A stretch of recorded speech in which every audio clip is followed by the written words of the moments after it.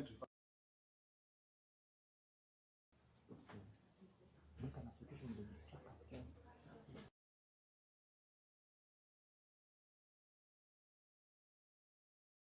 Refer to something that the court cannot see. Yeah. Those are strangers to the court at the end of the day.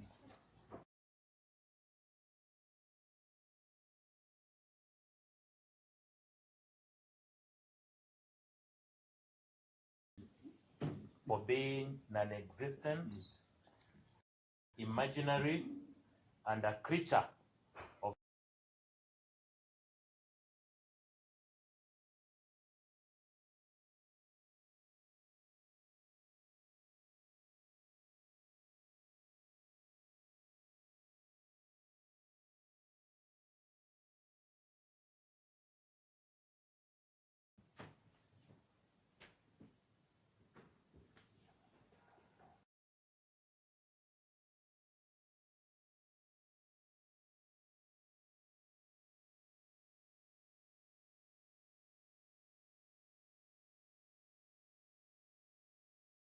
application as a matter of submissions. okay.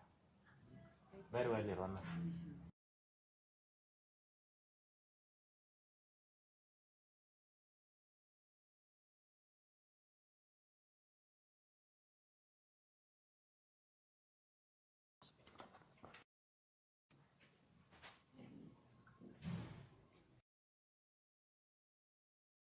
And the video posted, saved on a CD,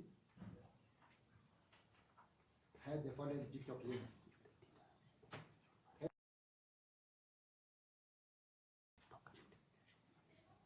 Stroke VM. Slowly, repeat. HTTPS stroke vm.tiktok.com stroke ZM, capital ZM, small r, small f, small s, stroke, second link, https stroke vm.tiktok.com stroke capital Z, capital M, small r, capital N, capital S, small j, small r, 7, capital L, stroke. The third link. Sorry, Your Honor, I hate to do this, but can you please tell us where those links are in his report? This is the second report. We get 2 reports. So that one is the same. No problem.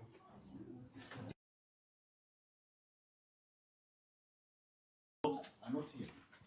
Just show us a page. Give us a page.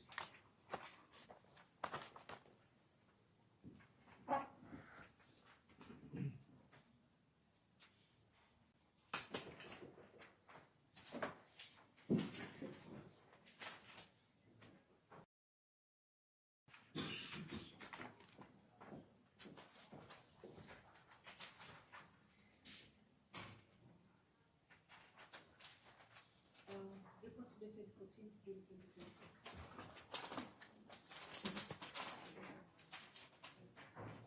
We supplied 2 reports.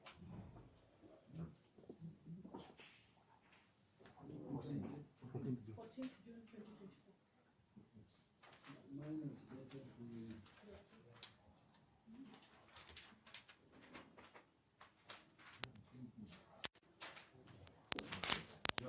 It's not there. no, mine is one that is supported by a certificate dated the 11th day of June. So that is the exact thing.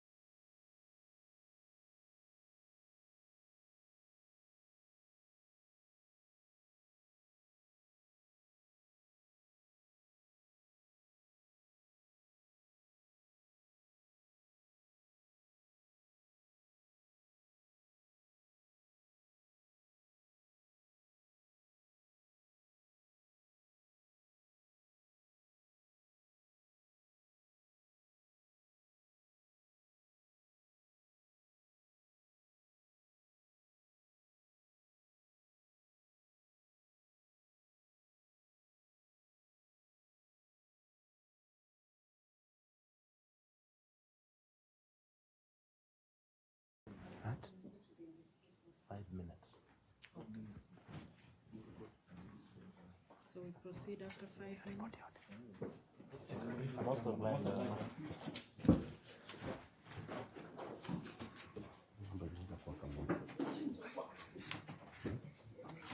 mambo imekuwa moto na hata tujamaliza. hata tujaanza cross examination. Masa amekuja hapa. So report imeenda. Si venye nimeicite because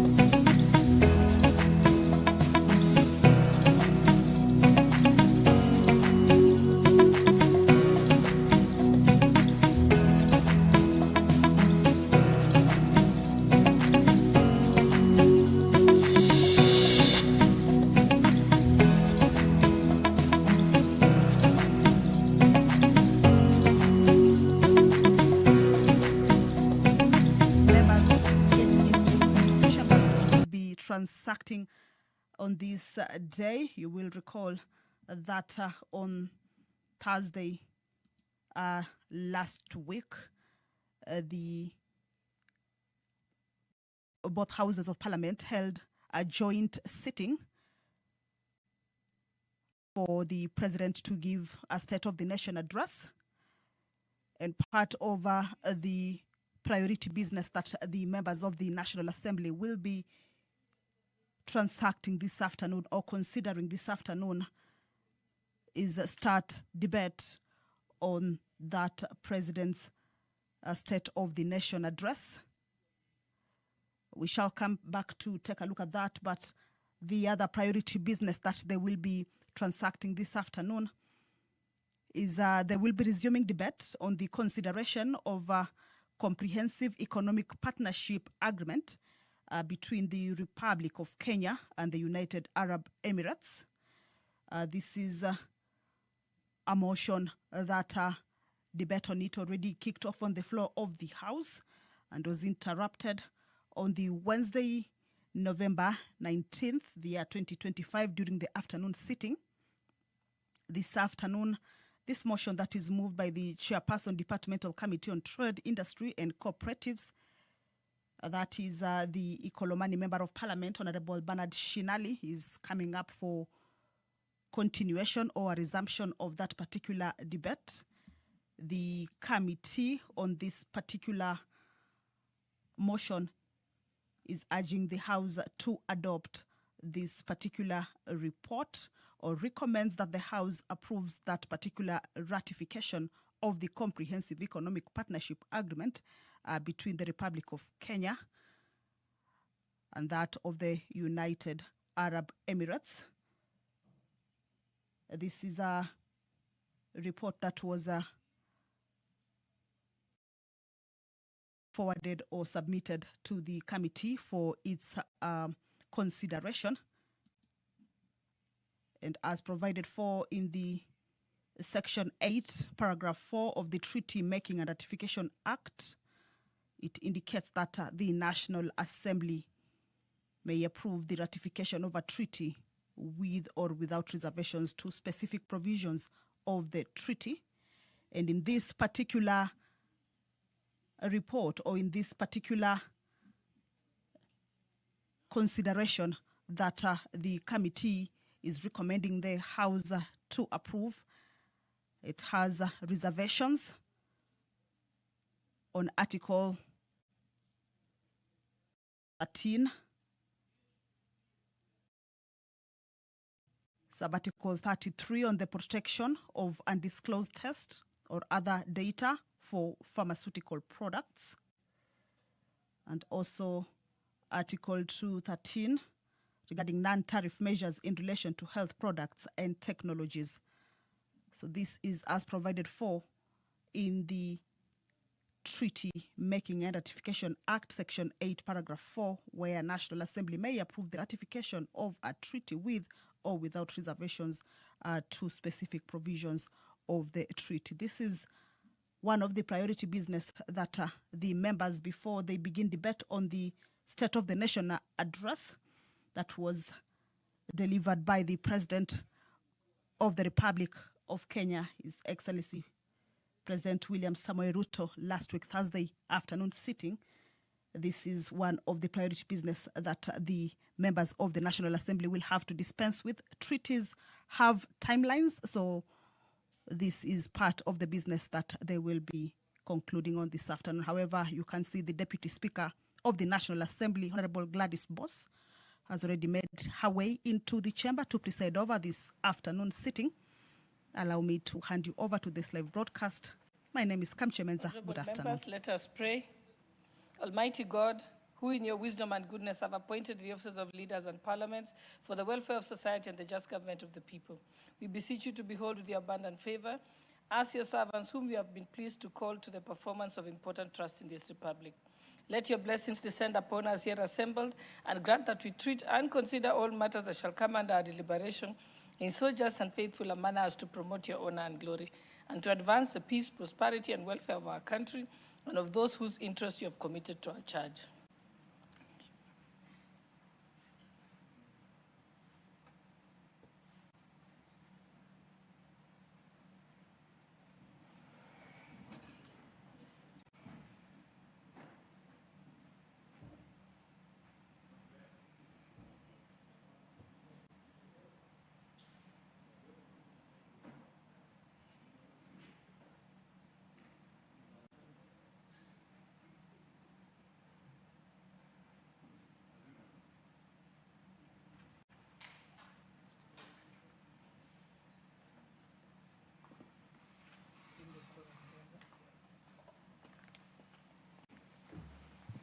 Sergeant at Arms, ring the quorum bell for 10 minutes.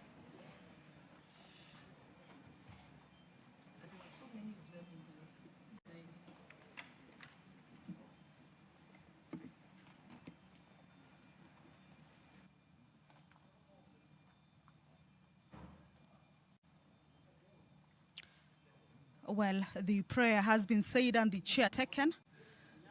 However, the House cannot yet commence its sitting, or the House cannot yet commence owing to a quorum hitch that is currently facing the House. The Speaker has directed that the quorum bell be rung for 10 minutes. Of course, this is as provided for in the House Standing Order number 34, paragraph 1.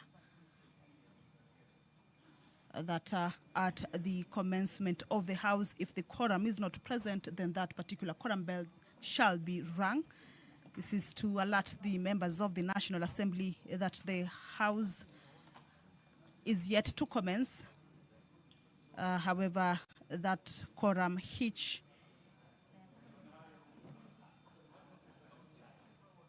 is one of the reasons that the House cannot commence, or is a reason that the House cannot commence, and that their presence inside the chamber is highly needed.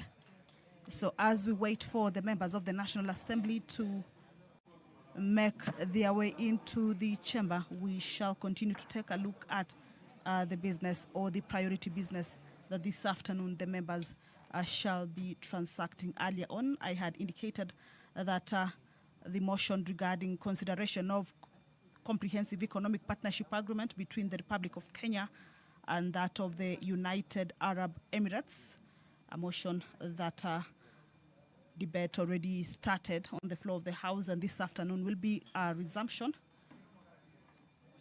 is that that particular business will be considered.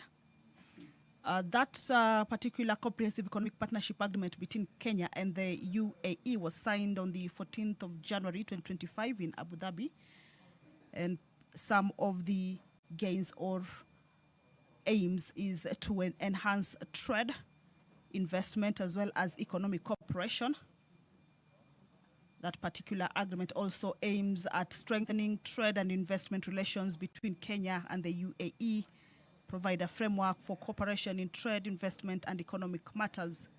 Also facilitate trade by reducing non-tariff barriers and improving customs procedures.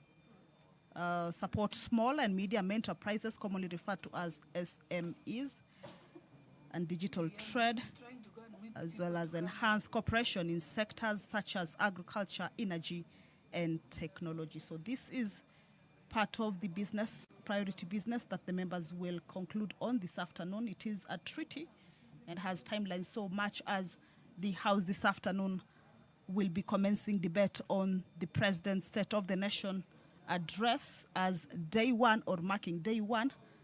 Consideration on this particular treaty is also important owing to the timelines that are given to the treaty. So this matter will be dispensed with also this afternoon. If you're just joining us, that the House is about to commence its business, there is a quorum hitch.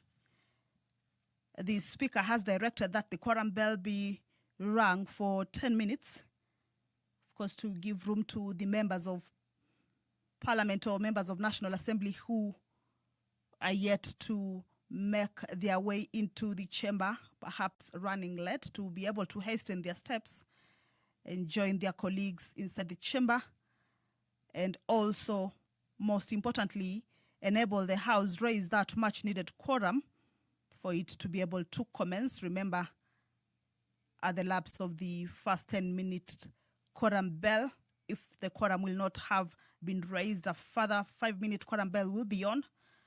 But at the lapse of that second round of quorum bell, if the quorum will not have been achieved, the House will be adjourned until the next sitting. However, the business that is lined up for consideration this afternoon is one that the members will not or may not be able perhaps to move it forward or have the House adjourned, because this afternoon a motion will be moved by the leader of the majority party, Honorable Kimani Ichung'wah, for the House to commence debate on the President's State of the Nation address this afternoon, marking day one.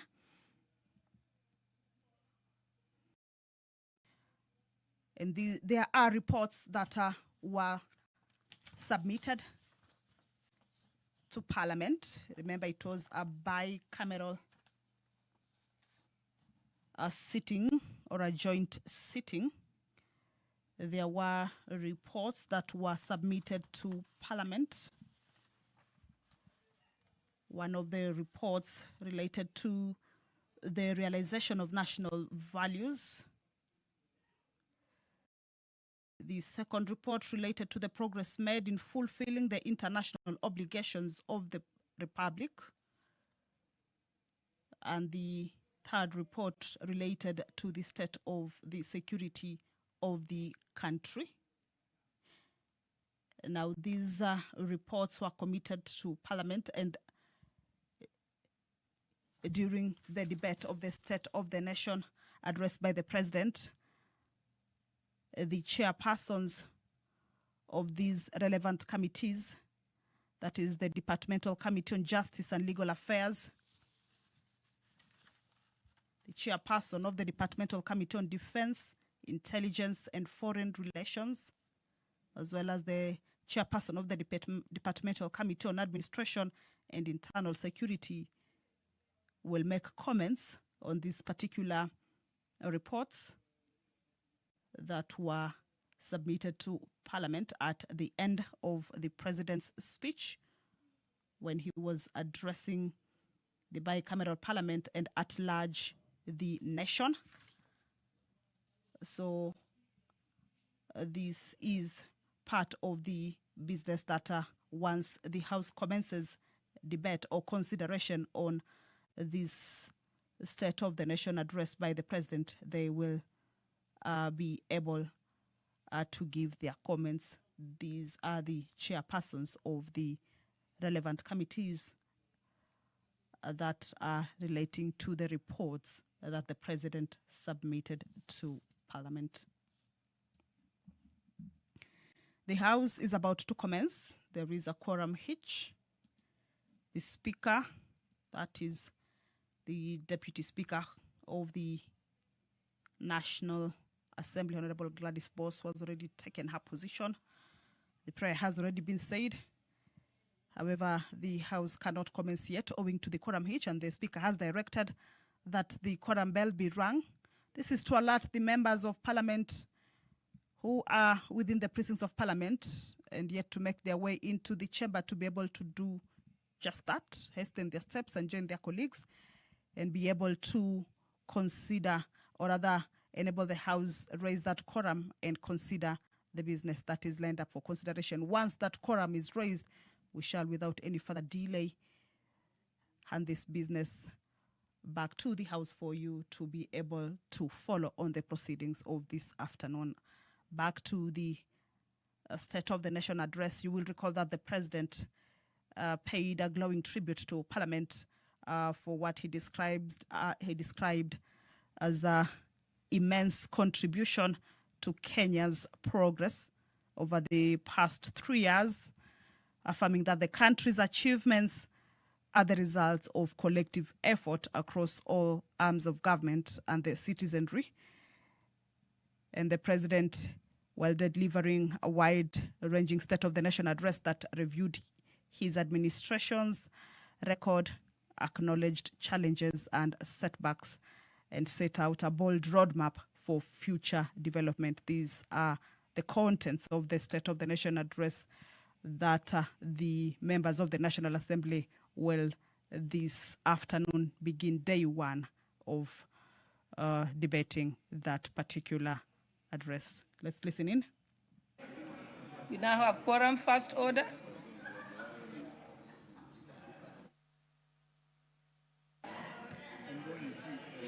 Order number 1, administration of oath.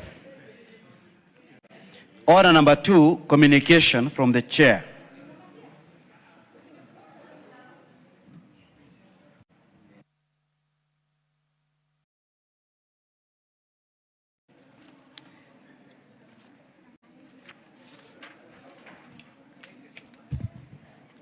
Honorable members, you will recall that on Wednesday, 19th November 2025, the House considered and rejected the Senate amendments to the Public Service Values and Principles Amendment Bill, National Assembly Bill number 46 of 2022. The decision of the House remitted the bill to a mediation committee pursuant to Article 112, 112 and 2B of the Constitution. Honorable members, Article 113 of the Constitution requires that whenever a bill is referred to a mediation committee, the speakers of the Houses of Parliament shall each appoint an equal number of members from both houses to attempt to develop a version of the bill for consideration. In this regard, honorable members, I have directed the leader of majority party and the leader of minority party to nominate members for appointment to the mediation committee to consider the said bill. Once I receive the names of the nominated members, I shall notify the House. The House is accordingly informed. Thank you. Order number 3, messages. Order number 4, petitions. Order number 5, papers. Majority Leader. Honorable Speaker, I beg to lay the following papers on the table of the House today, Tuesday, 25th November 2025. One, the address by His Excellency the President of the Republic of Kenya, delivered in Parliament on Thursday, 20th November 2025, and the following accompanying report submitted by His Excellency the President. One is the annual report to Parliament on the state of the national security for November 2025. 2 is the 12th annual report on the progress made in fulfilling the international obligations of the Republic of Kenya for 2025. And 3, the 12th annual report on the measures taken and progress achieved in the realization of national values and principles of governance for September 2025. 2 is approval of additional funding under Article 223 of the Constitution relating to the financial year 2025-2026 from the National Treasury and Economic Planning. 3 is the annual report on the state of the judiciary and the administration of justice for the year 2024-2025. And finally, 4, the annual report of the Office of the Director of Public Prosecutions for the financial year 2023-2024. Thank you, Honorable Speaker. Thank you. Chairperson for the Departmental Committee on Defense, Intelligence, and Foreign Relations. You have a report?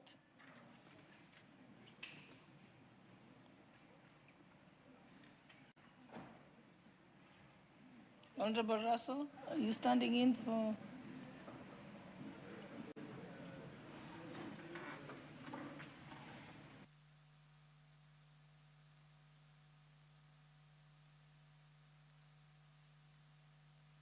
Give him the mic.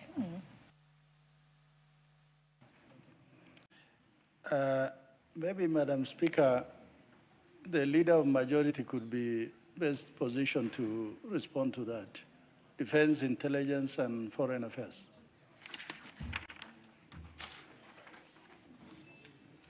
I think I saw the file. It was, that report was actually, I approved it this morning.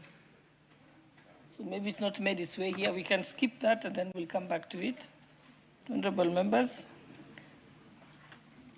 So we can move to the next order. Order number 6, notices of motion. Honorable Speaker, I beg to give notice of the following motion that pursuant to the provisions of Standing Order 24.6, the thanks of this House be recorded for the exposition of public policy contained in the address of His Excellency the President delivered on Thursday, 20th November 2025 in Parliament, and further, that this House notes the following reports submitted by His Excellency the President in fulfillment of the provisions of Articles 132(1)(c) and 247 of the Constitution, laid on the table of the House on Tuesday, 25th November 2025. 1 is the 12th annual report on the measures taken and progress achieved in the realization of national values and principles of governance. 2 is the 12th annual report on the progress made in fulfilling the international obligations of the Republic of Kenya. And 3, the annual report to Parliament on the state of national security. Thank you, Honorable Speaker. Thank you. I'm informed that the representative of the person holding brief for the chairperson of the Departmental Committee on Defense, Intelligence and Foreign Affairs Relations is here. Honorable Kandiye? Yes. So you can lay the paper and then give the notice of motion. Thank you, Madam Speaker.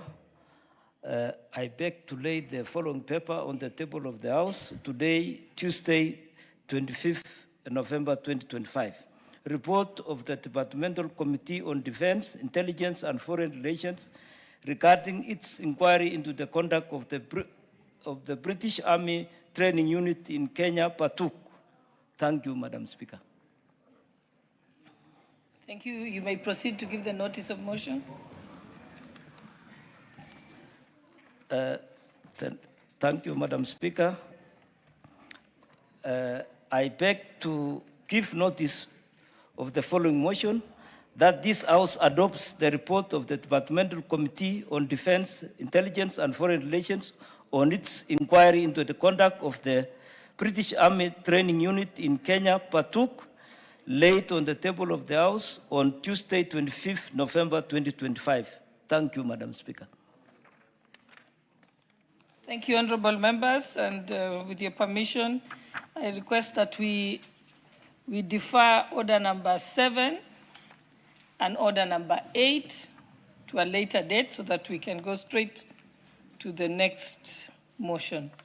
So, next order. Order number 9, motion, debate on the President's address, day 1.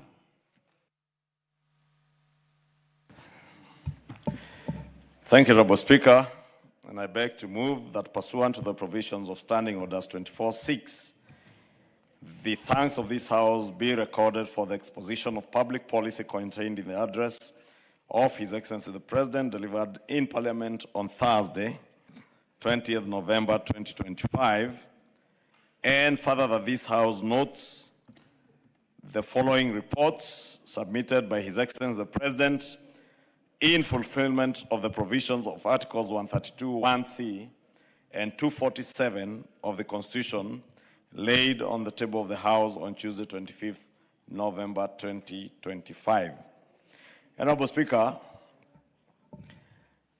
as the motion says, Honorable Speaker, the State of the Nation address is an annual obligation by the President, a constitutional obligation that the President is obligated by the Constitution, our 2010 Constitution, under Articles 132(1)(c) and 247, to at least once every year address the nation through in Parliament, or address the nation through their elected representatives of the people, and submit also reports on the measures that the government or the executive has taken and progress achieved in the realization of our national values and principles of governance. 2, to also report on progress made in fulfilling the international obligations of the Republic of Kenya. And 3, to report to Parliament on the state of our national security. And indeed, Honorable Speaker, many members will agree with me that the President's address last Thursday afternoon was not just any other ordinary address, but it was an update to the nation through the elected representatives and through our live transmission to the rest of the country on where our country was in terms of fulfillment of our international obligations, including our debt repayment, because those are also part of our international obligations. And the President, as he said, when he addressed the House in his first State of the Nation address as President, following the 2022 general elections, he said he had a vision to sell to the people of Kenya. But he came back now in his third address with a story to Kenyans, a story of resilience, a story of how we have stabilized our country amidst a very uncertain, a world full of uncertainty in terms of economic management of around the globe, of countries around the globe. And a story, Honorable Speaker, of how far we have come through periods of drought in this country where people had no food, a story of where we had come back in 2022 when the country had no fuel and Kenyans had to queue along roads leading to fuel stations trying to access fuel. And it's not because there was no fuel being produced in the world, but because it was impossible to get foreign exchange or get dollars to be able to purchase crude oil or even refined oil for use by the country. Honorable Speaker, it's sad that within the region and around the world, there are countries that still are in that state. But the President had a story to tell on how we work together as Kenyans to resolve the issues and the problems that we had then, to ensure that we not only have a stable foreign exchange. At a time, the dollar was trading at a high of almost 162 to 167, to now stabilize to the region of 128 to 129 within a very short period, Honorable Speaker, is indeed a story of resilience and the commitment that we have walked. That, Honorable Speaker, amidst the economic pressure that was there back in 2022, the global uncertainty following the COVID-19 pandemic, and the global supply chain challenges that followed the COVID-19 pandemic around the world, that amidst all these challenges, Honorable Speaker, we have had a very steady rebuilding of our nation, Honorable Speaker. And in his address, Honorable Speaker, this address, Honorable Speaker, as I said, was not just pursuant to a constitutional obligation or the President fulfilling his constitutional mandate, but it was a profound articulation of resilience. The resilience not just of his administration, but the people of Kenya. The resilience that have seen us walk through, as I said, periods of drought, periods of global economic uncertainty and economic pressures, in a way that our nation has emerged stronger. And you remember the President expounding how much many people and many pundits and many skeptics expected that our own economy would not survive beyond 6 months after the 2022 elections. Indeed, Honorable Speaker, it is said there's a leader who convened a meeting in somewhere in Ongata, Rongai, or around Rongai, political leader, and prophesied that there would be an election in Kenya in a period not exceeding 6 months, because this country was going to collapse and the economy was going to collapse. And indeed, that is a dire situation that we were in. You remember, even as clueless as the former Deputy President was, during the handover of government, at least he had to say it, that we have found empty coffers as much as today he lies otherwise. But he said it as it was then, that the coffers were not just empty, they were completely empty. And you heard the President expound how in 2022 our foreign exchange reserves had fallen to the lowest they had ever fallen since the founding of our nation. And today, almost doubled the reserves that we had. That we have been able to stabilize our foreign exchange, Honorable Speaker, to the region of 128 to 129. That amidst all those economic pressures and the global uncertainties that were there, Honorable Speaker, with peers in our region and across Africa defaulting on their public debt obligations, Kenya stood firm, and we continue to meet our public debt obligations, even with difficulty, but we meet our public debt obligations, Honorable Speaker. And this story, Honorable Speaker, of resilience, this story of a responsible administration that is focused on not only achieving our national ambitions, is also a story that was told of where our country is and where it is moving towards, Honorable Speaker. And I keenly listened to His Excellency the President, Honorable Speaker, and I must thank him because he did appreciate the role that Parliament and parliamentarians in the 13th Assembly have played in ensuring that we maintain our nation as a steady nation in an otherwise volatile region, an uncertain global economy, and the huge responsibility that have been bestowed on members of Parliament in both houses, Honorable Speaker, because there are many bills that we have processed that have had to be processed through both houses.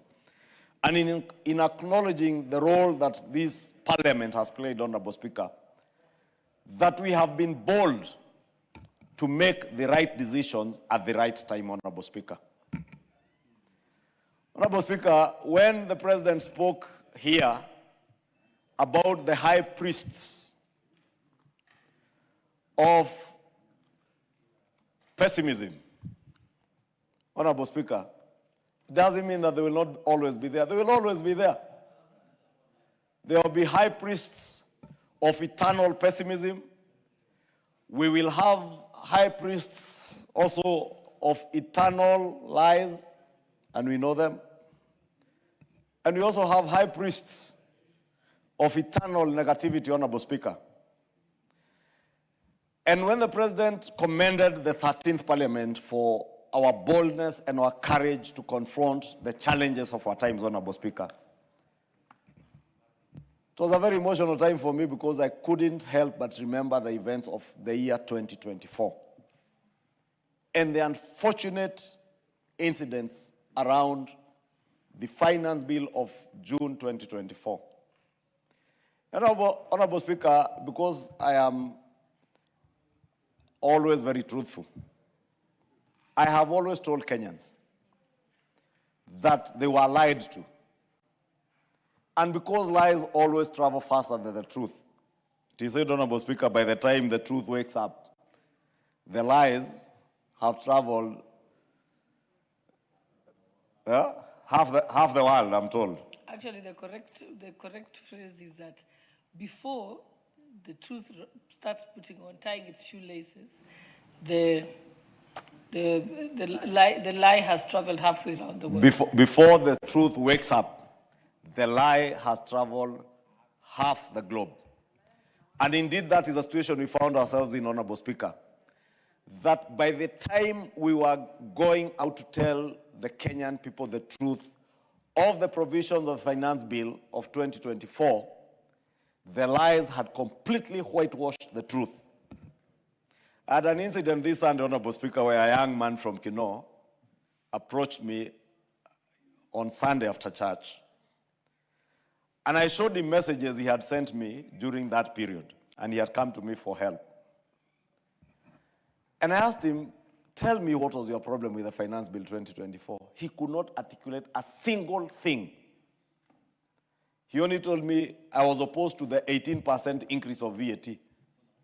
I went to the bill, I told him, please show me where that 18% VAT was being increased. And he couldn't find it. But that is the tragedy of misinformation and disinformation that our country suffers today. And I'm saying this, Honorable Speaker, because these members suffered insults, were vilified for taking bold steps to do what was right. And I remember saying on this podium, Honorable Speaker, that it is not necessarily true that what is popular is right. And not all that is right is popular. But this Parliament chose to do what was right for our country, and that is why today we have that story that the President was speaking to, a story of resilience, a story of faith in our country, a story of sacrifice, huge sacrifices by the people of Kenya, by farmers in Kenya, Honorable Speaker, who today are feeding our nation and reducing the burden of our foreign exchange that we have to cough out to buy food or to import food, be it maize that our farmers are producing, be it those farmers who are producing sugar for us along the sugar belts of Western Kenya, Nyanza, and the coast region of our country, Honorable Speaker, that this story of resilience and sacrifice is a story that permeates in every household across our country, Honorable Speaker. And that is not to say we are there yet, Honorable Speaker. And the President did allude to that fact, that we are not yet there. that we must continue to make bold and courageous decisions to move our nation forward, Honorable Speaker. That, as he has always said, it is indeed true that it is possible within our lifetime to be able to transition this country and our economy from a third world country to a first world country, Honorable Speaker. And at least it's good I had, Honorable Speaker, over the weekend, those who have no agenda, those who have no policies to expound to the people of Kenya, those who speak boldly in funerals over the weekends, Honorable Speaker, at least had content this weekend. But I was waiting to hear, since the president has intent and the will and the determination to move our country from being a third world to a first world country, and he clearly stipulated what we need to do and called on us as the House of Representatives to work with him and work with the Kenyan people as we move our country from the third to the first world, Honorable Speaker.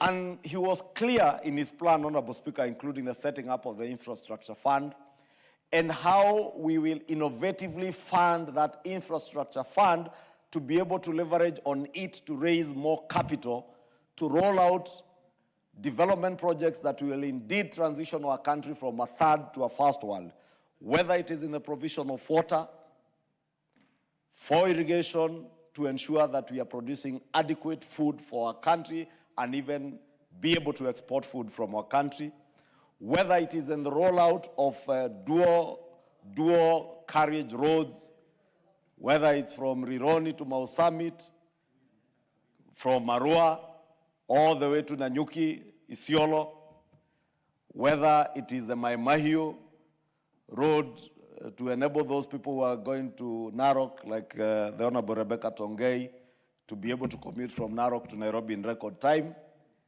and be able to move goods and services around our country, Honorable Speaker.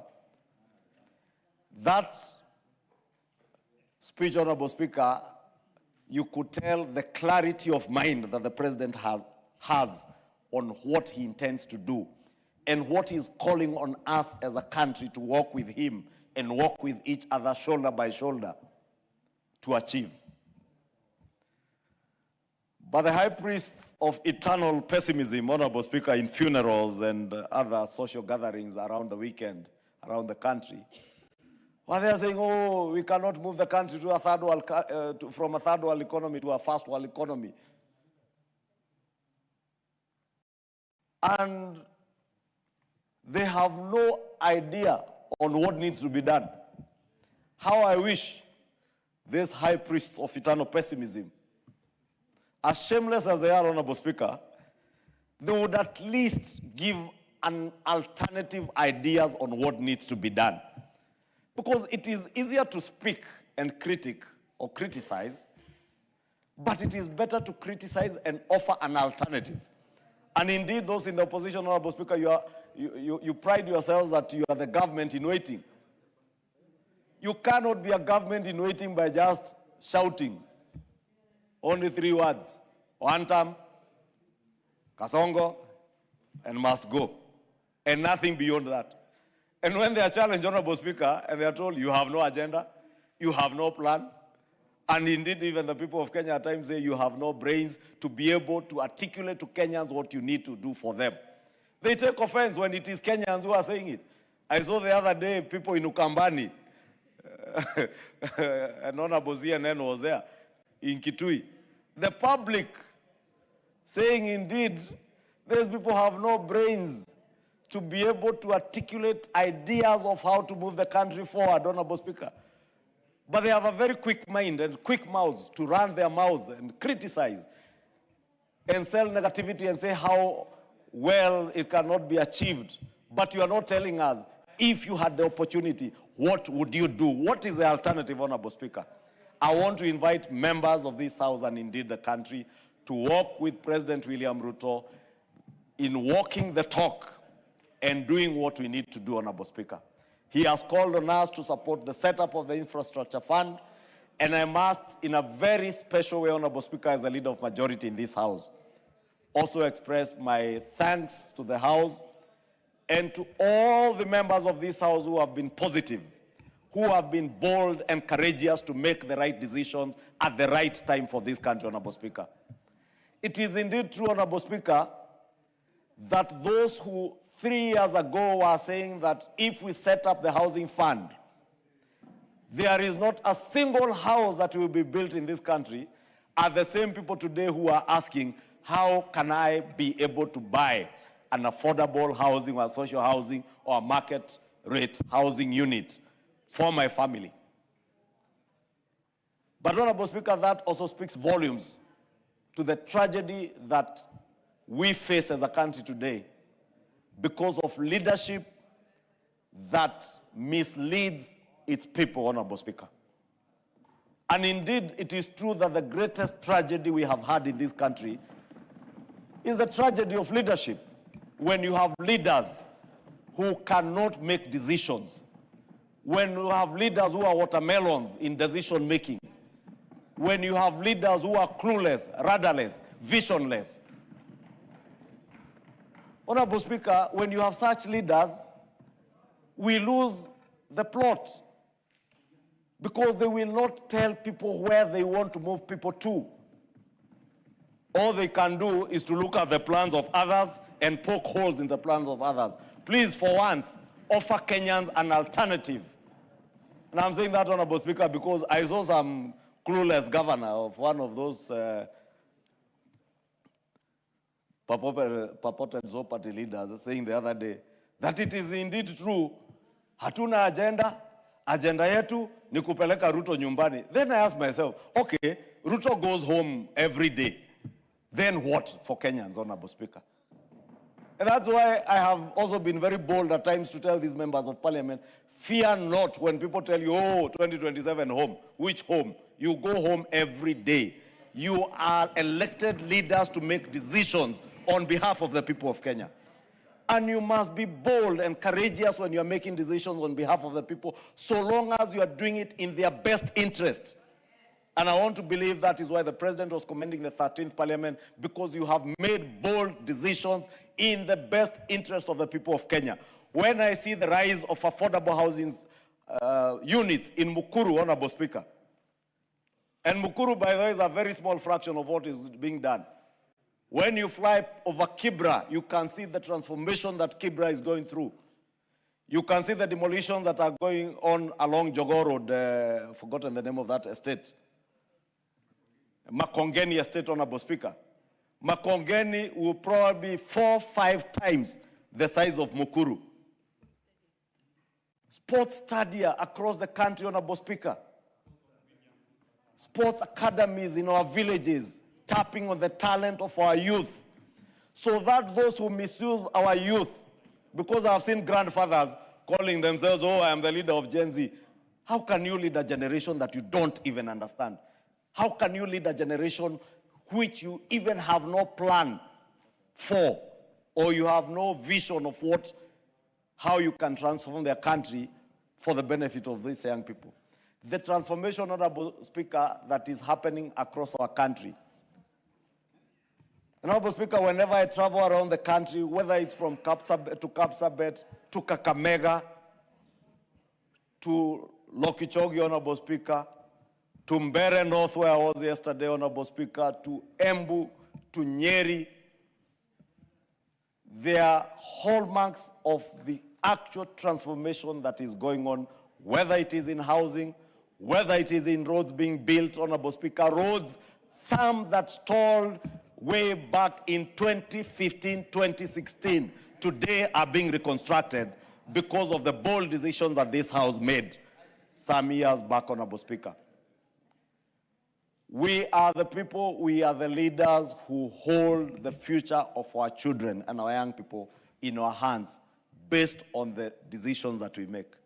And that's why, Honorable Speaker, I've said, I join the President in commending this House, that amidst all that pessimism, amidst all the negativity, the bad-mouthing, the negativity, the misinformation, the disinformation, this House stood. And as the President said, we will have a paragraph as a House when finally the history of this country is rewritten on how we moved our country from a third world to a first world country, when we enacted laws that created the housing fund, when we enacted laws that transformed the health architecture of our country to ensure that every Kenyan across the nation, Honorable Speaker, can access universal health coverage. That, Honorable Speaker, in far-flung corners of this country where they never knew what a tarmac road is, they will be able to see tarmac roads like those in Kitui, those in the Matiliku Road, Emali Matiliku Road, which I saw the former Vice President doing some content creation along the road. And I want to invite Honorable Kalonzo Musyoka to please go back to the same road and do another content creation episode and show the people now that the road is being done. Go to Emali Ukia, show people that the road is actually being done. But you know, Honorable Speaker, when I say what has bedeviled this country, Honorable Speaker, is poor leadership and lack of leadership over the years, Honorable Speaker. You can imagine the people of Ukambani had leaders all along, but it has taken bold leaders like the Honorable Basir, like the Honorable CNN here, like the Honorable Rachel Nyamai, Honorable Kawaya, and other great leaders to make sure that they are taking development that was promised to the people of Ukambani. I am told the Ukia Emali Road, I heard Governor Kibwana say that his father, not Governor Kibwana, who is, I think, is 70-something years old, his father, and you can guess probably his father would be 100+ years, had that road promised to him when he was a young man by the colonial government. The Kenyatta administration came, promised the same road. The Moi government came during Mulu Mutisia's time, promised the same road. Mwai Kibaki's government came, did the Emali to Loitoktok road, but Emali to Ukia was never done. Uhuru Kenyatta's government was there for 10 years, and nothing was done. It has taken this administration 2 years to be able to deliver on very good projects like that of Emali Ukia, Matiliku, Emali Road to the people of Ukambani. And that is a story across the country, Honorable Speaker. That when this country was able to only employ about 300,000 teachers over a period of 60 years, 60 good years, within a period of 3 years, we will have employed 100,000 teachers within a period of 3 years. But the high priest of eternal pessimism will tell you that the education system in Kenya is dying.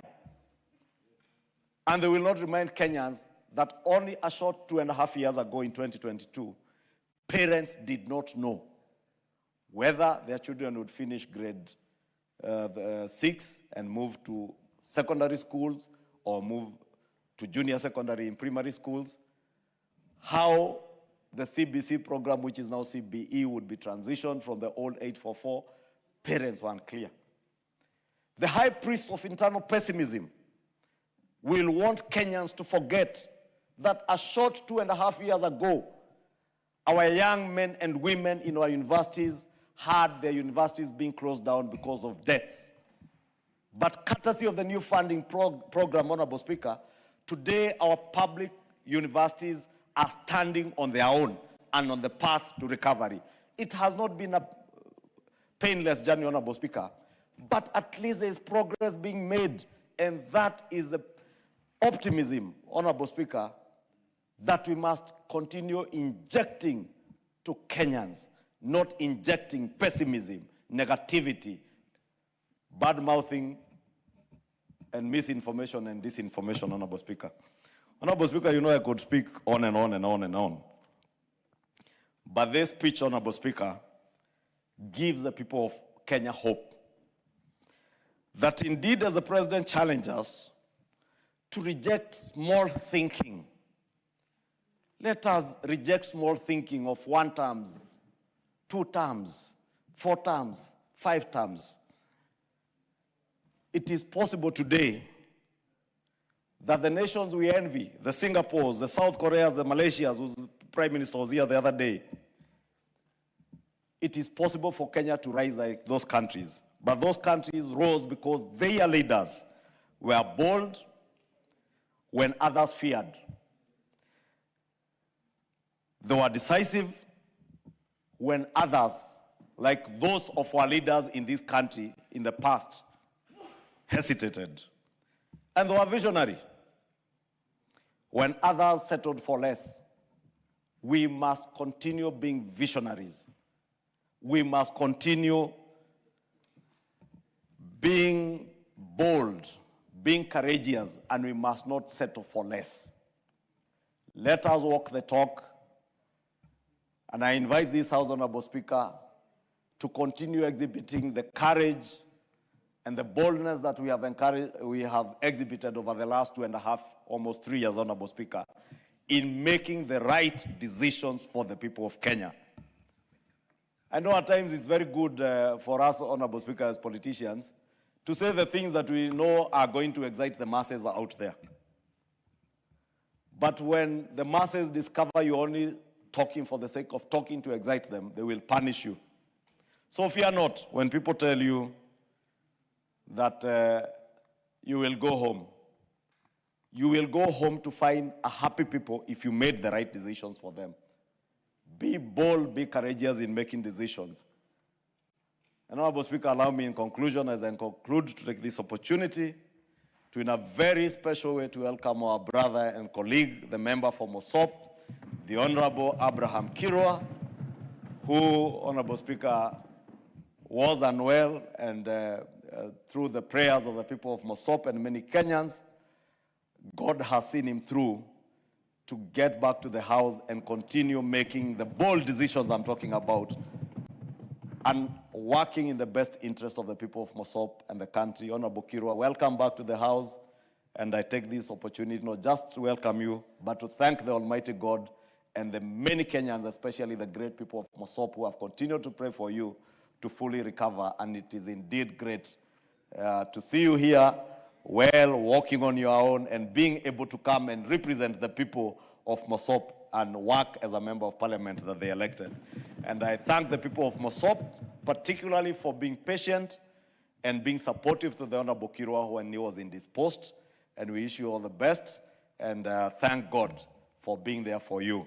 Continue serving the people of Mosop and the people of Kenya with the diligence that you have done over the last 2 years, with the courage that you have exhibited, that even at a time Honorable Kirwa was unwell and out of the country being attended to, he had the courage even to come online and vote when he was called on to come and vote for what was important for this country, Honorable Speaker. That Honorable Kirwa had the courage to even organize programs, bursary disbursement in his constituency to make sure that he's following up the needs of his people.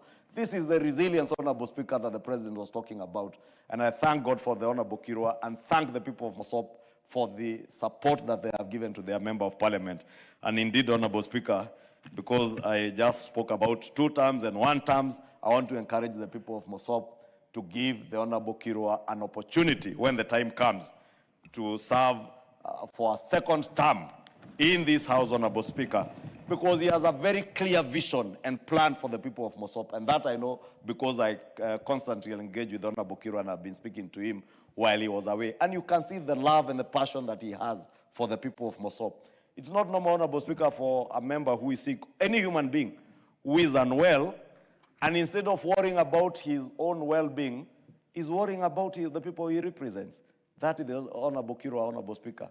And that tells you the kind of leaders that we have in this country who are empathetic to the people that they represent. And I want to encourage Kenyans, even as you insult members of parliament, left, right, and center, even as you threaten them, remember they have empathy for you, they love you, they work for you, and they make sacrifices for you. And they will remain resilient, even amidst the negativity, and even as we fight with those high priests of internal pessimism, as were described. And Honorable Speaker, with that, I beg to move, and I want to request the Honorable Kangogo Bowen, the indomitable member for Marakwet East, to second this motion. Thank you, Honorable Speaker.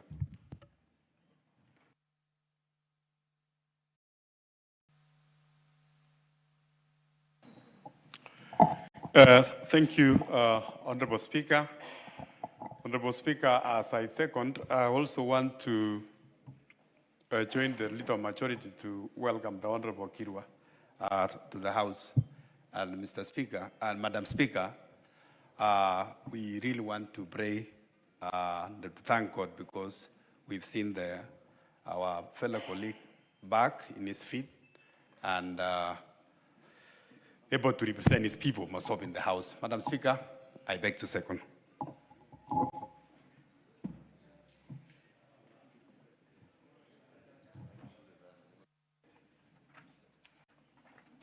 Honorable members, I now propose a question that pursuant to the provisions of Standing Order 24.6, the thanks of this House be recorded for the exposition of public policy contained in the address of His Excellency the President, delivered in Parliament on Thursday, 20th November 2025, and further, that this House notes the following report submitted by His Excellency the President in fulfillment of the provisions of Articles 132(1)(c) and 247 of the Constitution, laid on the table of this House on Tuesday, 25th November 2025, and those being the following documents: the 12th Annual Report on the measures taken and the progress achieved in the realization of the national values and principles of governance.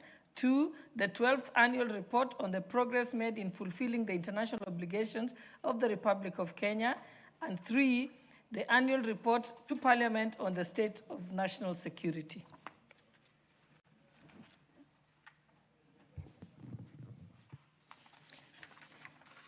The Honorable Shakil Shabir, member for Kisumu East. Thank you, Madam Speaker. Madam Speaker, I stand to thank President Ruto and to recognize that was one of the best State of Nation speeches that I have heard. I know that earlier he spoke about vision, and now he was coming on the third one to talk about the story of where we are. Honorable Speaker, we must accentuate the positive at all times. Honorable Speaker, all these countries we have spoken about, Singapore, Malaysia, and others, and China had vision. Vision without implementation, Madam Speaker, is hallucination. We now have a president who has vision, and he's trying to implement it. Not everything that he has said will have been done. But, Madam Speaker, we need a visionary. We need a leader. I have been sitting in this House under President Kibaki, President Kenyatta for 2 terms, and now President Ruto. I am not seen to be a sycophant, but I can say one thing for a fact, that I have been watching and listening to vision. And now we are seeing what is happening. I was in Ghana not long ago.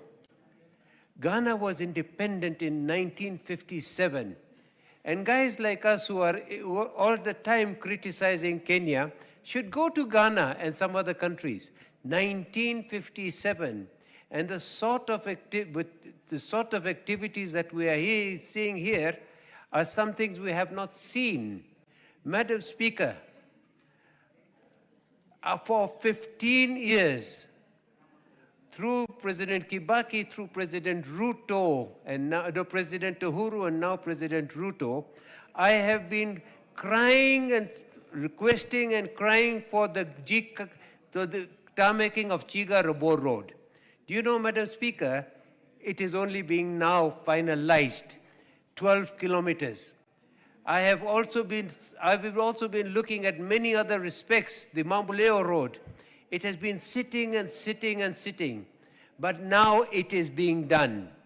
What I do not find very pleasing is people who are sitting on the sidelines are always criticizing. Criticism is good as long as it's positive and constructive criticism. Madam Speaker, one thing that hurts me, as I said, I've been here now for nearly 20 years. We do not disrespect our president under any circumstances. Go and try and disrespect your president in other countries, and you will see what happens. The fact that we have democracy here, if you go to Uganda, disrespect the president, you will see what happens. How come people call him, what was the name? I don't even know how to, I don't even know the thing, what they call him. And it is a sad thing that you can call president names. He's the president of a company and the leader of your country. The vision that he has and the implementation that's taken place in the last 2 years are a great achievement. If this is what he will do in the next 2 years, we will be far. Madam Speaker, we wish, and our vision is to be in the first world.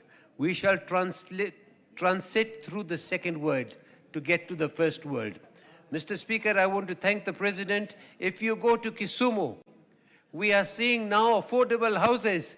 I have never seen, I was the mayor of Kisumu, so many multi-stories there. Madam Speaker, I can tell you for one, I purchased one myself. Now we are talking about something that's happening. Shah is working, Madam Speaker. It is working. This morning I got a call from somebody whose wife was in the hospital and he had 35,000. He said Shah paid 25,000. Now that is working. Now these things about criticism, we are not going to criticize me. I'm an independent member of parliament. I will appreciate. Even Moses was not appreciated. Even Jesus was not appreciated.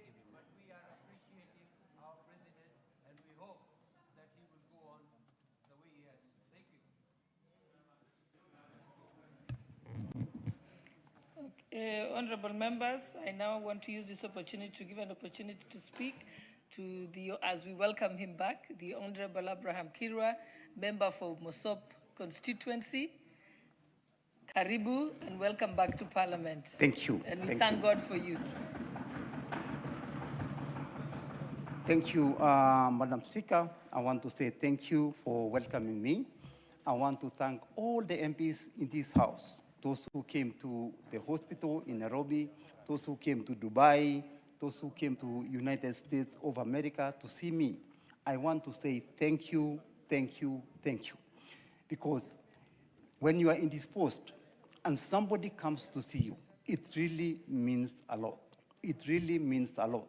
And it's not that I wanted to be sick or I wanted to go down, but some way, somehow, I got sick. So I really, really want to thank the Speaker, first of all, for really allowing me, even in this time that I was away, that he will stand with me. But the person who stood with me and really stood out better is the clerk of the National Assembly. The clerk of the National Assembly went above and beyond to really make sure that I was okay. He came to the hospital here, in Roy Hospital. He came he sent people to Dubai. And every time there was a member who visited United States, he made sure that he came to see me. And I want to say thank you, thank you, thank you.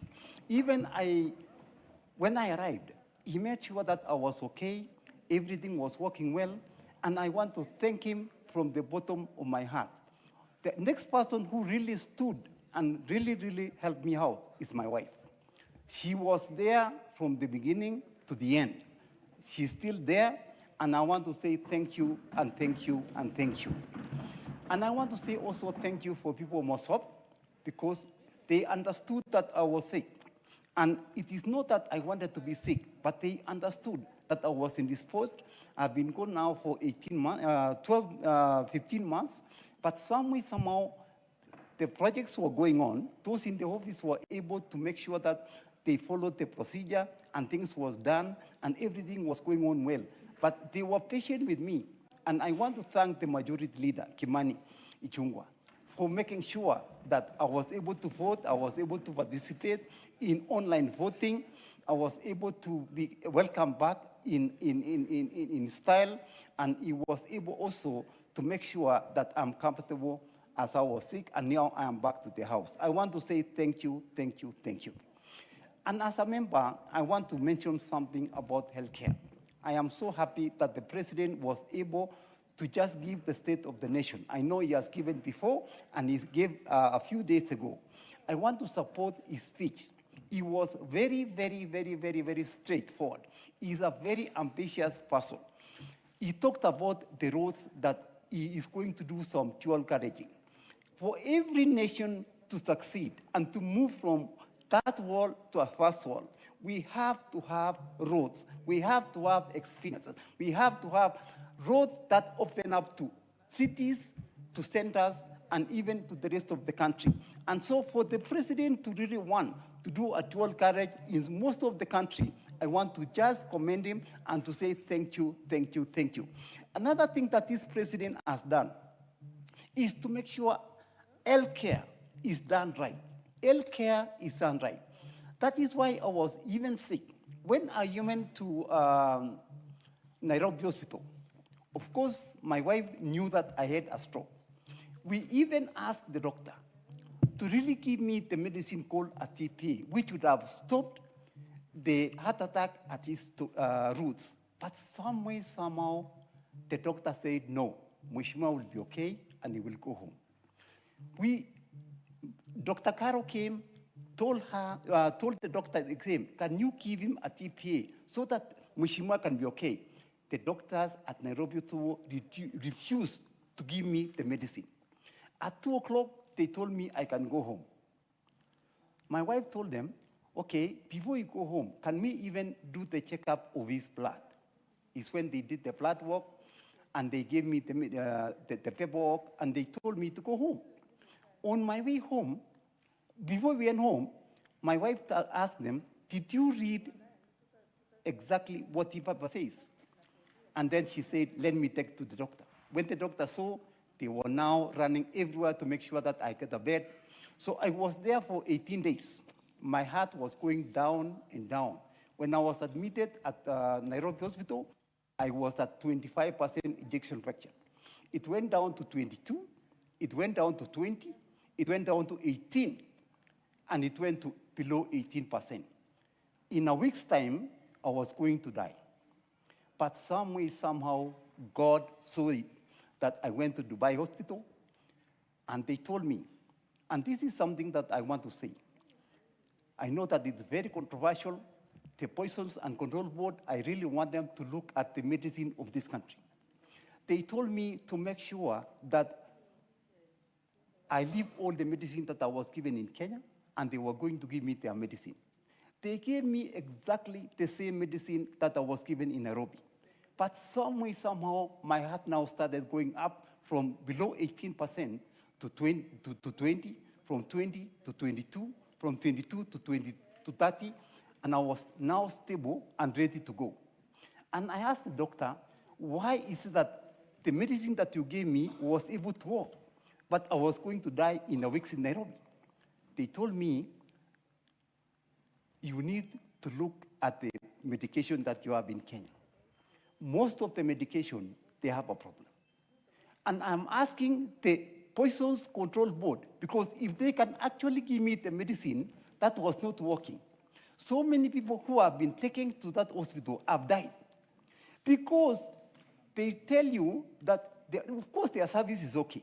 They bring you tea, they bring you whatever, but their medicine, I want to ask the government and the Poison Control Board to look at it. Because if it's the same medicine, I would have gotten better here in Nairobi. But some way, somehow, the pharmacy and the Poison Control Board needs to be checked and needs to be checked right. So I want to say thank you, and I want to ask to invest a lot of money in healthcare, because a healthy nation is a nation which is productive. It is so productive. And I'm asking the president to continue what he's doing in the healthcare. SHA is working. I want to tell you, SHA is working. Wait until you are sick, and then you will realize that really SHA is working. So many people in my constituency, they go to the hospital and they get treated because of SHA. So I want to ask the Kenyans to make sure they enroll in SHA. But I want to ask the doctors also to be held accountable. Because if you go to the hospital and you tell the doctor, can you really check me out, what is the problem? They tell you it is malaria. They tell you you are sick for this or you are sick. But before they check you, they look at you and they decide you have this disease. I really want to ask that there must be a board that is holding them liable so that you can ask the questions to the doctor. Otherwise, they will continue and so many of our sisters and brothers and our parents are going to die. With that, I want to say thank you, thank you, thank you, and may God bless you so much. Thank you so much. Thank you. Thank you very much. Honorable Mary Kaitan. Honorable Speaker, thank you for giving me this opportunity to contribute to the presidential address. But before that, Honorable Speaker, allow me to also join our majority leader in welcoming Honorable Kirwa back to the country, back to the House, as he continues to serve his people, the people of Mosop.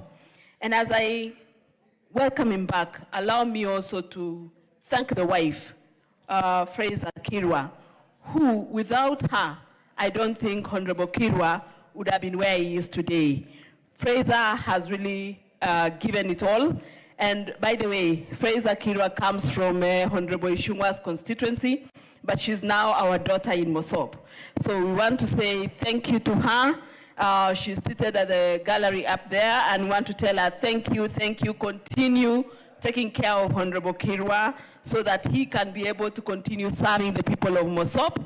And as Honorable Ishungwa has said, if there is someone who deserves a two-term at this stage, I think Honorable Kirwa, the people of Mosop should actually see in their hearts to give him a second opportunity so that he continues to serve them, because he has done a great job. Even while he was away, many projects are continuing in Mosop, and he's been following them through. We thank you, Honorable Kirwa. Despite your sickness, you've always continued to take care of your people. On the President's address, I want to say the things that the President talked about. If we look at our country from 2022 when we came into today, the country has really progressed, and we can see that Kenya is a different place from the country we got into in 2022 when we got elected into this 13th Parliament. I want to thank the President for actually recognizing the efforts that this 13th Parliament has been able to give to this country, so that he is also able to then manage the country and be able to steer the country to where it is today. I will start with the energy sector. And for this country to develop, we need energy.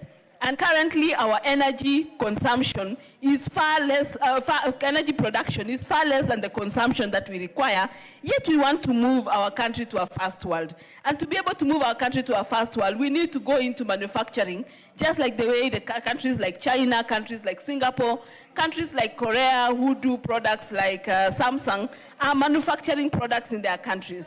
And to do that, we need the basic infrastructure, one of the infrastructures being energy. The President has looked forward and futuristic and said that this country requires at least a minimum of 10,000 megawatts of power for energy or for production to be able to happen in this country. Related to energy is road infrastructure. And if we look at the roads that have been lined up, some that are currently ongoing, and those that have been lined up to be made in this country, you realize that the dream of being a first world is actually fast coming to a reality.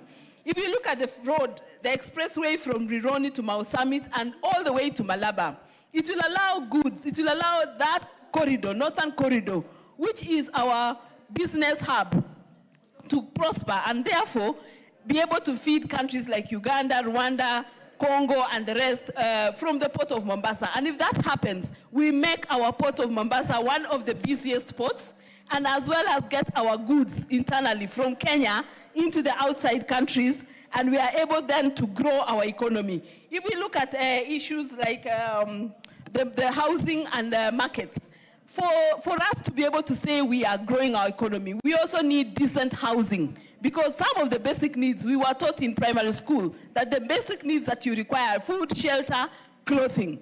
And one of the basic needs being food and shelter is an issue, is a need that has been taken care of by our president very, very well. And today, every part of this country has an affordable housing that is coming up. The markets, for example. Our women who are told that they will be moved from the bottom to up. Today they have a decent place to do their business, a decent place to work, because a market has been built that has even places where their children can be able to play, they can be able to breastfeed their children as they continue to do their business and progress in their lives. And if you look at also the issues to do with education, I think the president has also progressed very well in education. From the time when we started in 2022 to now, 76,000 teachers employed, and by next year we'll have... Just give her a minute. Thank you. From the time we started to now, Honorable Speaker, we have 76,000 teachers, and we are expecting another 100,000 teachers by January to be employed. And finally, on the youth program, the Nyota program, that is a program that has really gone to help the youth and the youth to grow and know that they can be able to also build this country, build this nation by doing something that can also give them something into their pockets under the Nyota program, where they are getting 50,000 shillings to be able to start and grow a business. I think with all these and many more things that the president is looking at, we actually are moving Kenya from the current third world to being a first world country, and we want to join the president in the dream of moving Kenya to a first world country. I thank you, Honorable Speaker. Thank you very much. And honorable members, please be reminded that each member has 5 minutes. Reason being, there's a lot of interest from many members, so that everyone can have an opportunity. The Honorable Kainan, member for Elders. Madam Speaker, dreams are valid. The State of the Nation address by the President has a number of positive issues that will add value to the well-being of the Republic of Kenya, Madam Speaker, starting from the issue of microeconomic reforms, national issues pertaining to national stability, the issues on food security, issues on housing and urban development, issues on digital transformation, issues on youth empowerment, issues on livestock sector, issues on healthcare outreach, issue on education access, issue of transport and logistics, issue of digital connectivity, in particular to the new frontier, issues of financial inclusion, Madam Speaker. Madam Speaker, there are critical things that we as the people of Northern Kenya, and in particular the pastoral communities, when His Excellency was making the speech, a number of us were greatly concerned, and I must say this. But having gone through the report, word for word, Madam Speaker, I have seen the issue of the high groundfall dam along the Dawa River, and that will cover Mandera, along the Ethiopian-Kenya border, Madam Speaker. I've also seen a big mega dam called the Isiolo, Barsalinga. Madam Speaker, I really want to, Madam Speaker, we really want to. Just proceed. The issue of Isiolo, Barsalinga Dam, Madam Speaker, in Isiolo, the issue of Sicily Canal in Garissa, the issue of Lowat Dam, Madam Speaker, in Turkana. Madam Speaker, we also wanted to hear the issue of the Isiolo, Modogash, Habaswein, Samatar, Wajir, Tarbaj, Kutulo, Elwa, Wergedut, Ramo, Mandera, Madam Speaker, because this is in our heart. The fact that these were not mentioned, we were so discouraged. Madam Speaker, but that doesn't take away our rights as a group. Madam Speaker, I've also seen the issue of dueling of many roads, over 28,000 kilometers. We expected also those roads to be duelled, Madam Speaker, to have included the road from Thika, Mwingi, Garissa, all the way, even the one that's about to be tarmac, Madam Speaker. We also expected the same to include the road from Lamu, Ijara, Garissa, Isiolo, all the way to Ethiopia, Madam Speaker, because these roads are sentimental, Madam Speaker. But I also do know this report is not final. It can be improved further on, Madam Speaker. We also expected the issue of expansion of the national grid from Garissa. Madam Speaker, sadly, as I speak today, Wajir town is in the darkness, Madam Speaker. We have struggled. We expected also a Marshall Plan, a complete nationally choreographed energy program for the people of Northern Kenya. Madam Speaker, I want to really appeal to the President. This President has done so well. For those of us who have been around, we need to credit him. Dreams are valid, but there are issues that also need to be particularly tailor-made for certain communities that have been left behind. Madam Speaker, I know as a seasoned lawyer, as a lecturer, you know this thing called Sessional Paper number 10 of 1965. That paper excluded the people of Northern Kenya from the affairs, the management of the Republic of Kenya, Madam Speaker. Whenever we miss our names, we see has somebody, a technocrat. The Mandarins excluded this. Madam Speaker, countries that have moved, countries that have leaped forward, have had a senior leader who has understood the aspirations, the thinking, the expectations of his people, Madam Speaker, to have moved to another level. Madam Speaker, we as Kenyans, we must appreciate what the President has done. We must also positively criticize what is to be done. Madam Speaker, I want to join the leader majority. For those who are in the streets, condemning the President, every morning, every lunchtime, every evening, allow the President to do his work. When the time comes for election in 2027, you will have an opportunity to interrogate what he has done and come up with your alternative platform, Madam Speaker. Madam Speaker, 2 more minutes or 3 more minutes. As the father, I'm sure. Just 1 minute, but I won't be giving any more extra time because it's not fair on the other members. Thank you, Madam Speaker, for your kindness. Madam Speaker, the reality is we have a country. We must start from somewhere. This President has started from somewhere. I want to appeal to the naysayers. Criticize the President and his government positively. Bring alternative solutions. The alternative solutions is what will take our country forward. Madam Speaker, I want to also join my colleagues in welcoming our brother, the Honorable Kirwa. I know as human beings, challenges come. Welcome back to the people of Mosop. Welcome back to the 13th Parliament. And we pray to the Almighty God that you will have recovered and you will get an opportunity. And I also want to appeal to the people of Mosop, give this great young man an opportunity to further serve the people. Madam Speaker, in conclusion, what I want to say is this. There comes a time when the national interest must supersede every other petty partisan interest. I want to appeal to the people of Northern Kenya, wherever you are. This President has invested in every available opportunity to our development. He has attempted to remove marginalization. He has attempted to bring equity. He has attempted to deal with the issue of access, educational access. Issues remaining, let's discuss them in the boardroom. Issues remaining, let's fix an appointment with the President. And I said on record the other day that we as the people of Wajir, we are seeking an urgent appointment to find a solution to the power crisis in Wajir. Madam Speaker, this morning, allow me 1 more second. This morning, we have had a meeting with the World Bank, the Minister of Transport, and the entire players for the Horn of Africa. Madam Speaker, sadly, and I want to say this on record, that project is being sabotaged by technocrats. Technocrats who are hell-bent. Technocrats who are determined to create political discord between the President and the people of Northern Kenya. I want to appeal to the President, deal with those cartels who are out to frustrate that critical infrastructure road that will open up Northern Kenya. As it is right now, it's not going on well. And I'm duty-bound to say this. I support the report. Thank you. Honorable Maika Mzigi, member for Taita Taveta.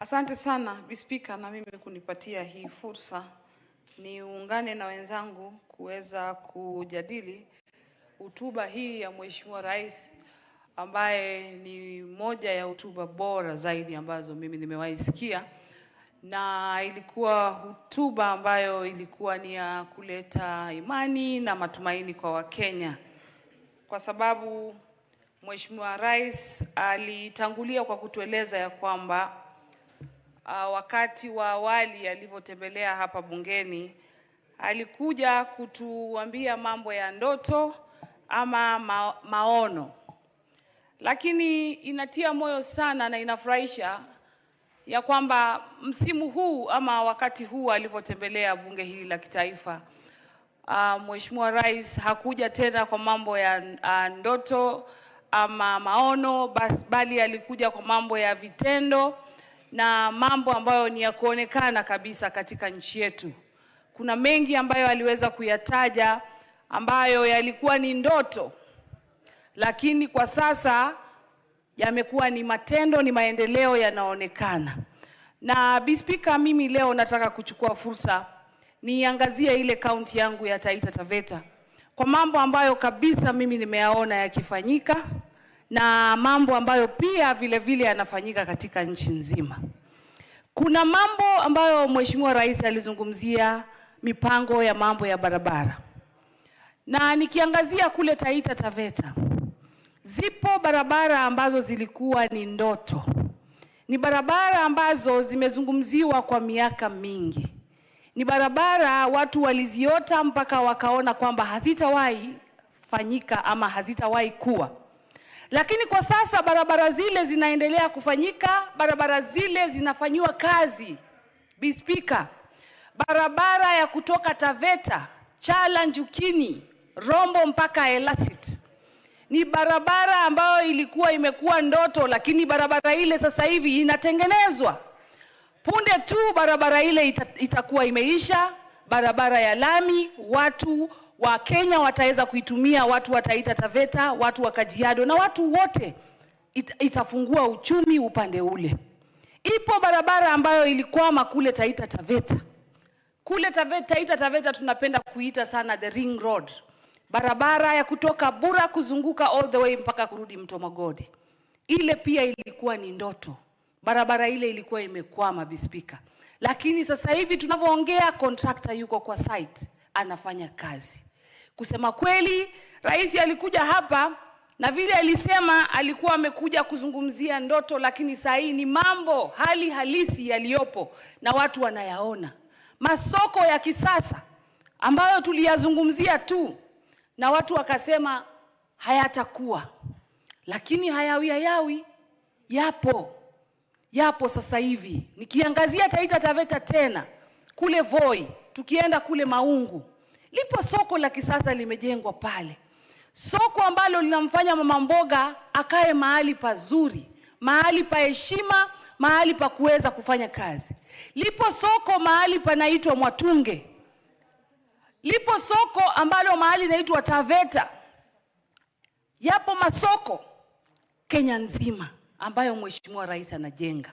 Mradi wa manyumba watu walisema itakuwaje, haitakuwa. Manyumba sasa watu wanayaona kwa macho. Wengine wameshapata fursa hata ya kukaa kwa majumba yale. Kwa hivyo Mheshimiwa Rais tunataka kumpongeza kwa ile hotuba yake, kwa sababu alikuja kutuzungumzia mambo ambayo yanafanyika katika nchi yetu. Masuala ya elimu. Hatujawahi kuona walimu wameandikwa kazi wengi kama hii serikali ya Mheshimiwa Rais William Samoei Ruto. Walimu 76,000 kwa wakati mmoja. Ulisikia wapi? Lakini hapa Kenya imefanyika na inaendelea kufanyika. Vile vile tukizungumzia masuala ya afya, SHA. Watu walikuwa wanasema SHA haitaweza. Sasa hivi kila watu wanasema SHA inafanya, na SHA inafanya kweli. Na vile vile wale CHPs ambao walikuwa wanateseka kwa muda mrefu, wanajitolea bure kufanyia watu kazi, wakaboreshwa, wakapewa vyombo vya kazi, wakapewa vyombo vya kusaidia wananchi, na vile vile wakapewa token of appreciation, wakapewa zawadi kidogo, fedha kidogo.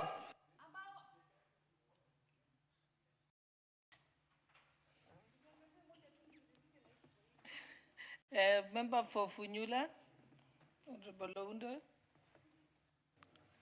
Thank you, Honorable Speaker. As we debate the presidential speech as provided for Article 132(1), also let me join my colleagues in welcoming back Mheshimiwa Kirwa, and we pray Almighty God can give you strength and recover fully as soon as is possible. Honorable Speaker, the Constitution of Kenya and Article 132(1) requires that the President, among other things, see once every year, report an address to the nation on the measures taken and the progress achieved in the relation of the national values referred to in Article 10. Published in Kenya Gazette, the details of the measures and progress under subgraph 1, and submit a report for debate to the National Assembly on the progress made in fulfilling international obligations of the Republic of Kenya. Honorable Speaker, I have read the President's speech, and since time is limited, allow me to pick 2 items that came out very clear, and as a honest country, we need to be very honest with each other and tell each other the brutal truth. And truth, but nothing else will set us free. Honorable Speaker, in paragraph 6, the President is very clear. He says he has come, first time he came with a vision. Now he has come to tell a story. I don't know which story that story is being told, whether it's provided for in the Constitution, but that's besides the point. But in paragraph 6, Honorable Speaker, he clearly says, evidence of promises made and promises kept. And that's where the crunch of the matter starts. When the President was looking for votes, when the President came to address this house the first time, he sold to us the manifesto, the plan of Kenya Kwanza UDA. And it's a document that's easily accessible, and it's a document that has been translated in quite a number, transmitted into a number of government policies that we are pursuing now, popularly called as better. Honorable Speaker, one of the promises the President made to this country was to address retrogressive taxation and regulatory compliance. Whether that has been achieved, the jury is outside there. But for the record of Kenyans, this is now the taxation, the number of taxes that Kenyans are subjected to pay every single day or every single year. Payee now ranges between 10 to 35%, depending on the salary band. Now there is SHIF, 2.7%. There's affordable housing levy, 1.5%. Corporate taxes are 30%. VAT is 16%. Capital gains tax at 15%. Rental income tax at 7.5%. NSSF is at 6%.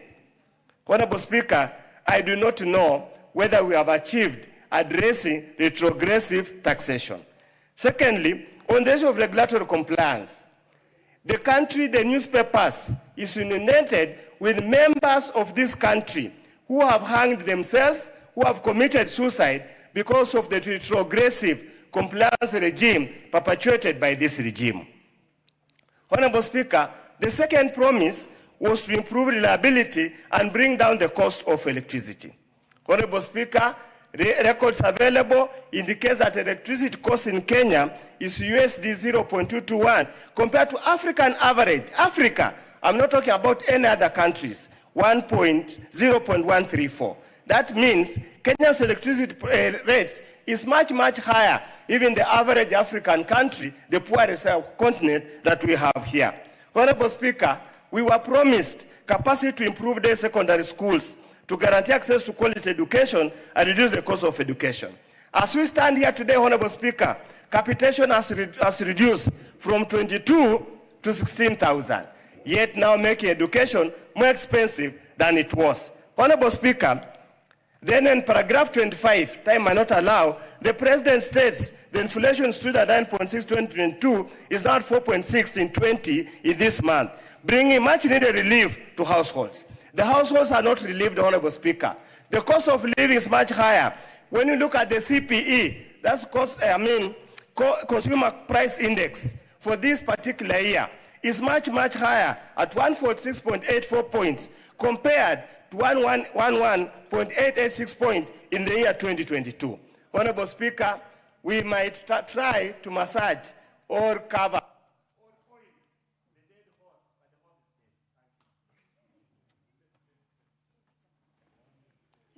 The Honorable Member for Keyo North.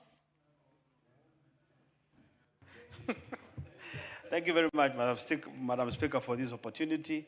And before I give my comment on the presidential address, I want also to join my colleagues in welcoming Honorable Kirwa back to the House of Parliament. Honorable Kiria, we have really missed you.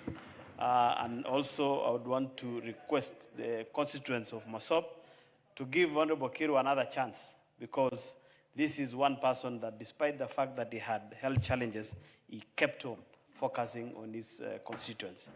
Back to the presidential debate, Madam Speaker. Madam Speaker, I must say that William Samoei Ruto is the only president, if not the second president, who has been harshly charged. Madam Speaker, most people are only reading one side of the story. They only concentrate so much on the negativity. But Honorable Speaker, this is the only president, or this is the president who assumed office in a very difficult situation.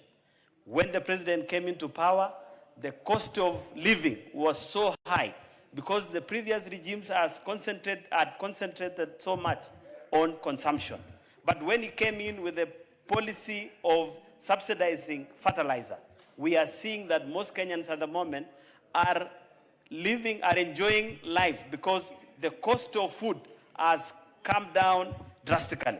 Madam Speaker, I come from a region where we are producing maize. And when you compare this year and previous years, there is huge production of maize courtesy of subsidized fertilizer. Madam Speaker, Kenya today is a happy country because our students in school are equipped by human capital through employment of teachers. At the moment, the president has employed more than 76,000 teachers. And even we saw the advert this morning whereby Teacher Service Commission is going to employ more teachers. Madam Speaker, we have all read about the inflation from 9% to a level now that we are around 3.9% inflation rate. This is a government which is deliberate in ensuring that Kenyans get value for their money. Also on the part of housing, Madam Speaker, as promised by the President, it is no longer an history.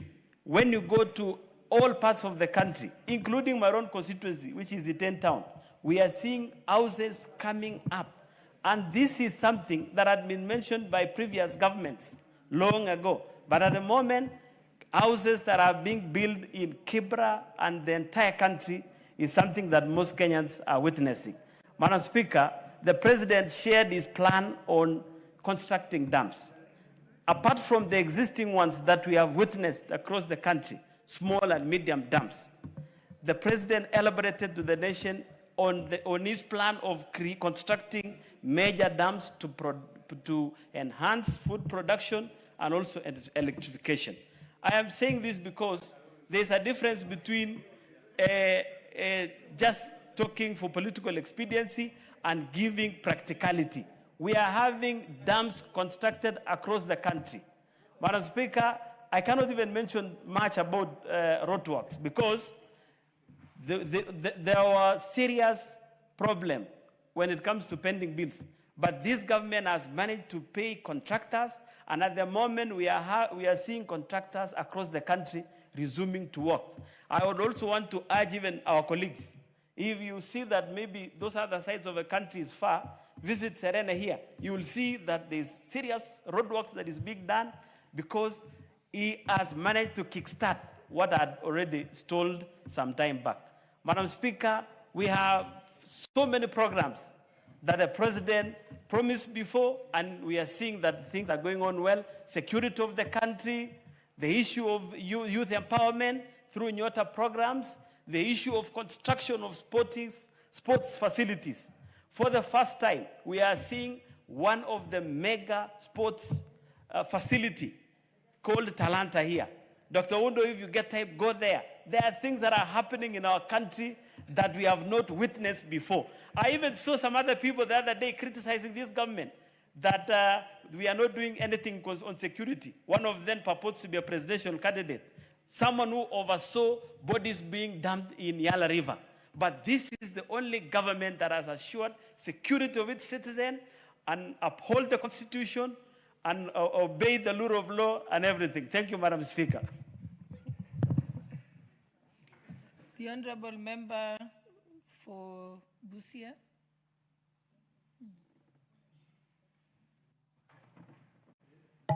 Thank you, Madam Speaker. First of all, I want to welcome back Honorable Kirwa. The devil is always a liar. Keep fighting the good fight, because you still have a lot ahead of you. And God bless you. Back to the president's speech. There is this adage that prevails, that out of the hatred of the cockroaches, the ants voted for the insecticide. They all died. I want us to have a vision in the president's vision as leaders. There are things, if we did today, it is not us who are going to benefit. It is the fourth generation from now that we are building for. Today, if I built a house or an apartment, it's not mine.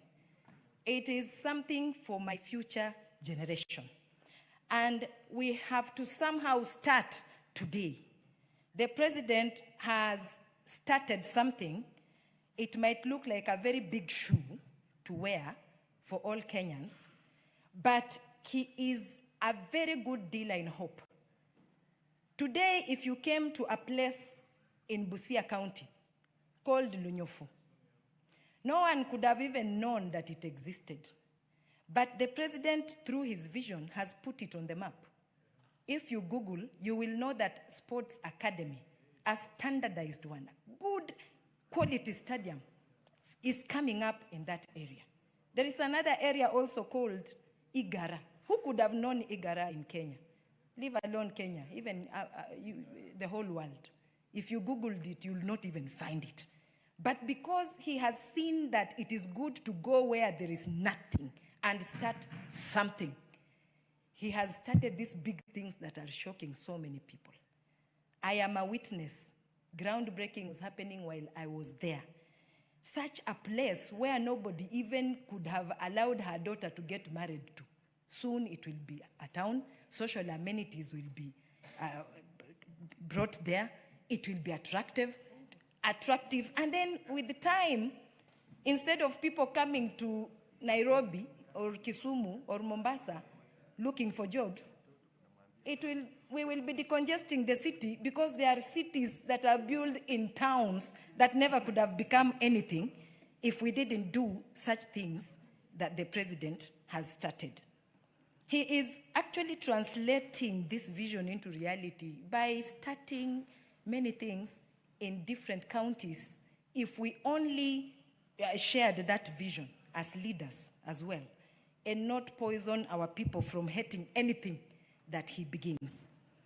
So I just want to applaud the many things he has begun. There are others that are still coming up gradually, progressively, but there are those that actually have already taken off, and there is no looking back. It is time for Kenya to be a grandfather. We are not in an elementary level of growth like other struggling or teething African countries. So if we are going to be the giants, even in this East Africa and Central and East, whatever region in Africa, we must walk the talk. And a good leader knows what they want for their people. They go ahead and they show the way. And that is what the president is doing. So let us stop a little, pause a little, look, and just imagine what a beautiful baby he's trying to create out of Kenya. Thank you, Madam Speaker. Thank you. The Honorable Didi Nyoro, member for Kiharu. Thank you very much, Honorable Speaker, for this chance. And I want also to welcome my brother, Honorable Abraham Kirwa, back to Parliament. We are glad to see you. Na karibu sana. Honorable Speaker, I'll be direct to the point. One is that when we have such a situation where we are listening to the State of the Nation address, Honorable Speaker, data should speak more than words. Honorable Speaker, I say so because when you want to invest in a company, for example, you want to invest in a bank, you look at their financial statements, knowing that the Nairobi Securities Exchange and regulators like CMA and the Central Bank of Kenya have done their bit. And therefore you do it knowing that the data you are reading is believable.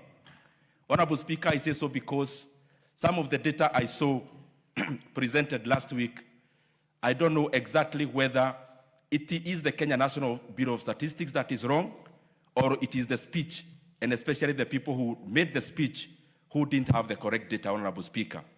The first thing I want to cite is the exchange rate. We have been talking here in Parliament and especially giving a narration that we have made the exchange rate to climb down. Honorable Speaker, in the day of elections in Kenya, the exchange rate to the USD was 118 shillings. The exchange rate during the swearing day, Honorable Speaker, was 120 shillings. The exchange rate reached 159 actually in 2023 when we were still around, Honorable Speaker. And therefore, Honorable Speaker, the exchange rate has actually depreciated by 8.5% from August of 2022, Honorable Speaker.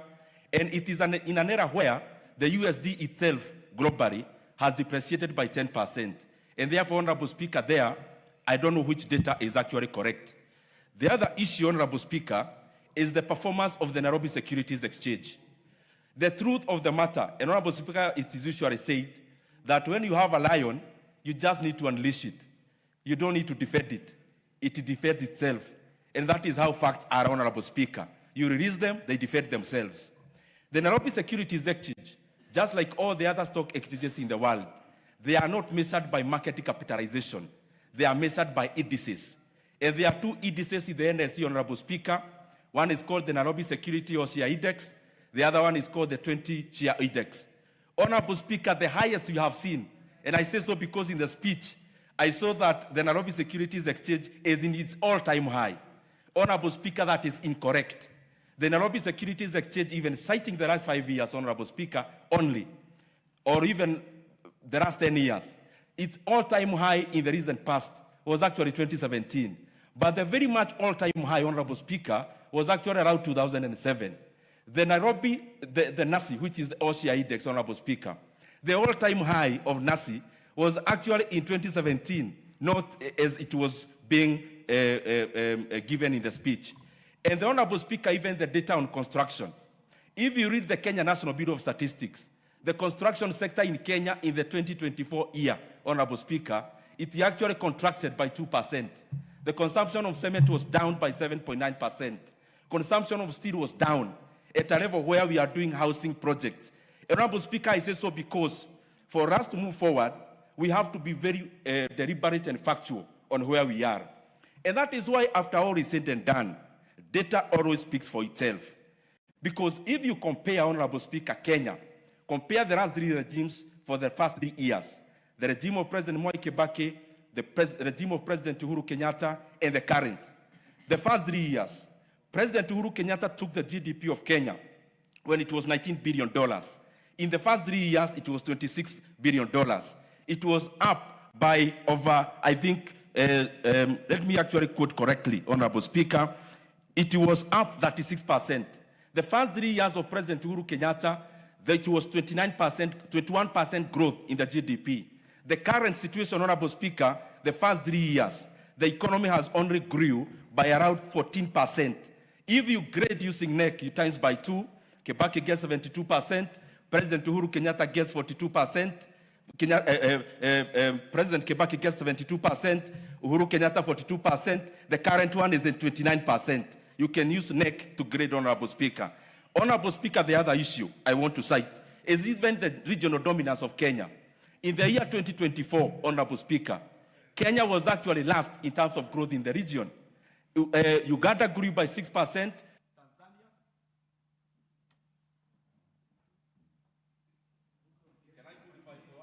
Yes, you can. Yes, proceed. Thank you very much, Honorable Speaker, for addition of that 2 minutes. Honorable Speaker, I was saying, in the year 2024, Uganda grew by 6%, Tanzania by 6.1%, Honorable Speaker. Rwanda grew by over 8%, Kenya grew by 4.7%. Honorable Speaker, also, as I said, facts are like lion. You release them, you don't defend them, they defend themselves. Honorable Speaker, as I come to the conclusion, I thought the President would actually talk about, or the speech would include the issue of debt. Kenya is currently borrowing 3.5 billion shillings every day, unprecedented. And besides that, We are borrowing also illegally in the name of securitization, in the name of Talanta Board and the rest. I thought that is a monumental issue that would have been highlighted. But lastly, Honorable Speaker, I thought the speech would include the issue of education. The speech was read in a situation where, Honorable Speaker, our principals have received a circular to increase school fees for day scholars, Honorable Speaker, starting January. And I want to rally the members of this House. We must not sit here when the fees for day secondary school is being increased by government from next year. Honorable Speaker, very lastly, I didn't hear the issue of confirmation of the JSS interns, who are 20,000 in number. Honorable Speaker, these JSS interns, our brothers and sisters, must be confirmed into permanent and pensionable terms immediately without delay. I submit, Honorable Speaker. What's your point of order, Honorable Mohammed?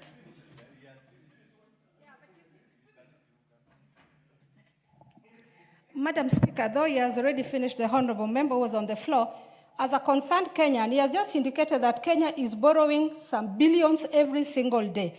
I would like him to tell me today, how did we borrow? Which bank, which institution borrowed us? Because when you are speaking here, we need to tell Wananchi the truth, not just lying. You know, that's a story that can burn a country. When you hear your country is borrowing every day, I beseech you to ask him to give me evidence as a Kenyan. How much have we borrowed today? From which institution? Who signed? Where is the money? Please make this clear to us as Wananchi wants to know on their behalf as a Migori member of parliament. Yes, you've made your point. Honorable Dingo, I'll give you 1 minute. Honorable Speaker, I don't know how to respond because it's hard to respond to such kind of an issue. Honorable Speaker, just advise the member that the data of Kenya is readily available even now in the Central Bank of Kenya. And it is difficult for me to do your job. Currently, as it is, Honorable Speaker, when this government came in, that is how it is, Honorable Member, the debt of Kenya was 8.7 trillion Kenya shillings. As we talk today, the debt of Kenya is over 12.5 trillion Kenya shillings. And therefore, we have borrowed over 3.5 trillion Kenya shillings in a span of less than 3 years. And therefore, if you divide that by the number of days, I have actually given a discount. We are borrowing more than 3.5 billion every single day, and that is unpalatable. You have clarified. Thank you. Honorable Didi Rose, I think Honorable Fatuma, everyone is entitled to their opinion. No, everybody is entitled to give their opinion. Honorable Raso, proceed. You're next. You can speak, and you have 10 minutes because you're speaking on behalf of the chairperson of the Committee of Defense and Foreign Relations. Committee of Administration and Internal Security. Thank you very much, Madam Speaker. I'm told actually it's the Chair of Administration and Internal Security. Proceed. Thank you very much, Madam Speaker. Madam Speaker, I want to welcome Honorable Kirwa back to the House, and we thank God for restoring his health, and we hope you will be back on your feet. Madam Speaker, let me thank the President for this very important address he made to the nation from the floor of this House. It is important for us to say the truth as it is. You know, Madam Speaker, leaders rise, and they make their countries rise at the right time. We had Kennedy in America who said, by the end of the decade, a man must be on the moon. Then we had Mao Zedong, who removed his country, China, from a peasant economy to a thriving economy. We had Lee Kuan from Singapore, a man who raised his country from a very rudimentary country in terms of the economy to today a first world country. Madam Speaker, Clinton, when he became the president in the 1990s, he said the economy is stupid, and he transformed the American economy. So when we try to compare ourselves, borrowing from what Honorable Dindi Nyoro said, of comparing ourselves to the growth of the Ugandan economy or the other East African economy. Our economies are much bigger, and the growth has to be relative to what is the size.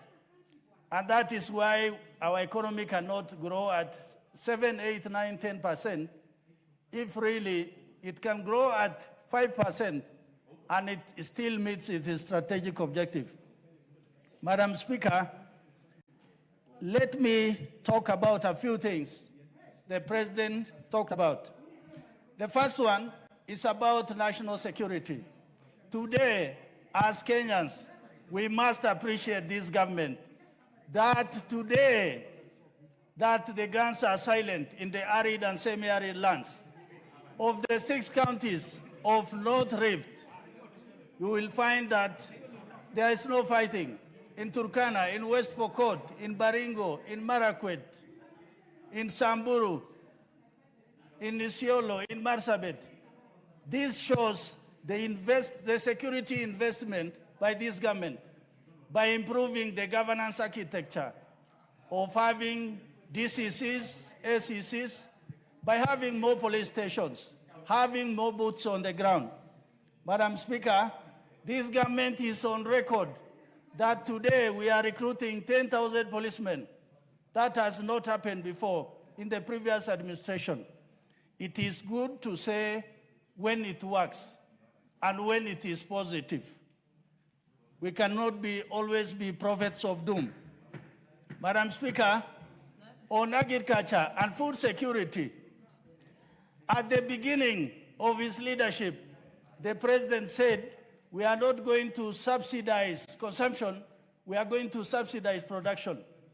Today, when you go to supermarket and you find that food is relatively more affordable than at the beginning in 2022, then it means the agriculture sector is working. Furthermore, when the President says that he's going to build dams in arid and semi-arid land, in Wajir, in Mandera, in Marsabit, in Garissa, in Tana River, because 80% of Kenya is arid and semi-arid land. These are the places where we are likely to have more land and expand land for agriculture. Madam Speaker, on the issue of infrastructure, you know, the reason why infrastructure is more important is for predictability in terms of traveling. Today, if I leave Marsabit at 8 in the morning, I know by 4 I'll be in Nairobi. That is how infrastructure is so important. Today we talk about the airport in Ethiopia, Addis Ababa. Then here we are saying we don't want to expand our airport at Jomo Kenyatta just because of busybodies saying the government is going to lose jobs and many other things. But what we are saying with this president, that he must be courageous enough to take the bull by the horns. By expanding Jomo Kenyatta Airport, we are the hub of this region. How comes that we are losing business to other countries in the region, much smaller than us? Madam Speaker, what is so important in infrastructure is to have national infrastructure bond. As opposed to expanding the tax bracket, more taxation to Kenyans, if we have a fund that is going to be self-regenerating, then it means we'll be able to construct as many roads as we can without resorting to Kenyans dipping more into their pockets. Madam Speaker, what this country needs is a change in the strategic culture. We must begin to have confidence in our leadership. If they are bold, if they give direction, if our leaders are able to make deliberate choices that is of benefit to the country, then we must support those leaders. Madam Speaker, the issue of investment in the human capital. We have the TVET, the Nyota program, and many other programs that is supposed to help the youth to be on their feet and eventually to be able to walk. For these programs to be successful, then it means Kenya must generate enough resources for this particular task. Madam Speaker, the other important issue which I must talk about is the issue of energy. You know, energy is the anchor for industrialization, is the anchor for development. Honorable Kainan there talked about the issue of Wajir, but Wajir is not the only towns in northern Kenya that are dependent fully on generators. If we must develop the north, then we must begin to focus on energy. And what the president should actually do is even to look at the possibility of nuclear power so that Kenya must industrialize without necessarily depending on its neighbors who are also able to sell power from their hydroelectric dams to us. Madam Speaker, I want to finish, and I want to say again about national security. If we walk around this country today, and what we experienced a few years ago, Kenya is relatively more safe. And this is the investment that this government has done on the security infrastructure and also the architecture. In terms of employing people like the Kenya Police Reserve, complementary forces that augment the forces that are there, because we do not have enough police officers or enough police stations to cover those gaps. As people from the ASAL or the pastoralists, we want to encourage more of the locals to be employed in KPR. There are also issues like mobility, force protection for our National Police Service and our security forces to be able to engage in difficult situations without being in harm's way. With those many remarks, Madam Speaker, I beg to support this report. Thank you. Thank you. The Honorable Ngusia. Thank you, Madam Speaker, for giving this opportunity to add my voice to And this. remember, you have 5 minutes. Yes, and it is coming at a time when the President just visited our county and our region, the Lower Eastern. And before onset, I would like to take this opportunity to thank him more especially for visiting my constituency and becoming the first ever president actually to visit for presidential visit on matters of development. Congratulations, William Ruto, for what you did to people of Mwingi West.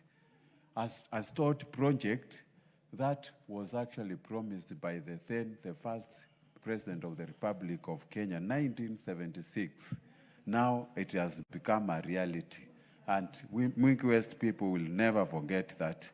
Madam Speaker, the President started by reminding us how far we have come since 62 years ago when we achieved the independence. And it reminded us we really struggled and sacrificed a lot. And right now, we are witnessing tremendous development in our country, relatively compared to our region. And it was very categorical that it can be done.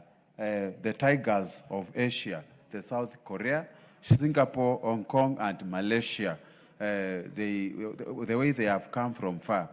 While we can actually look at the national debt, when I remember the deputy president, when he was all over seeing it was, he found an empty coffers.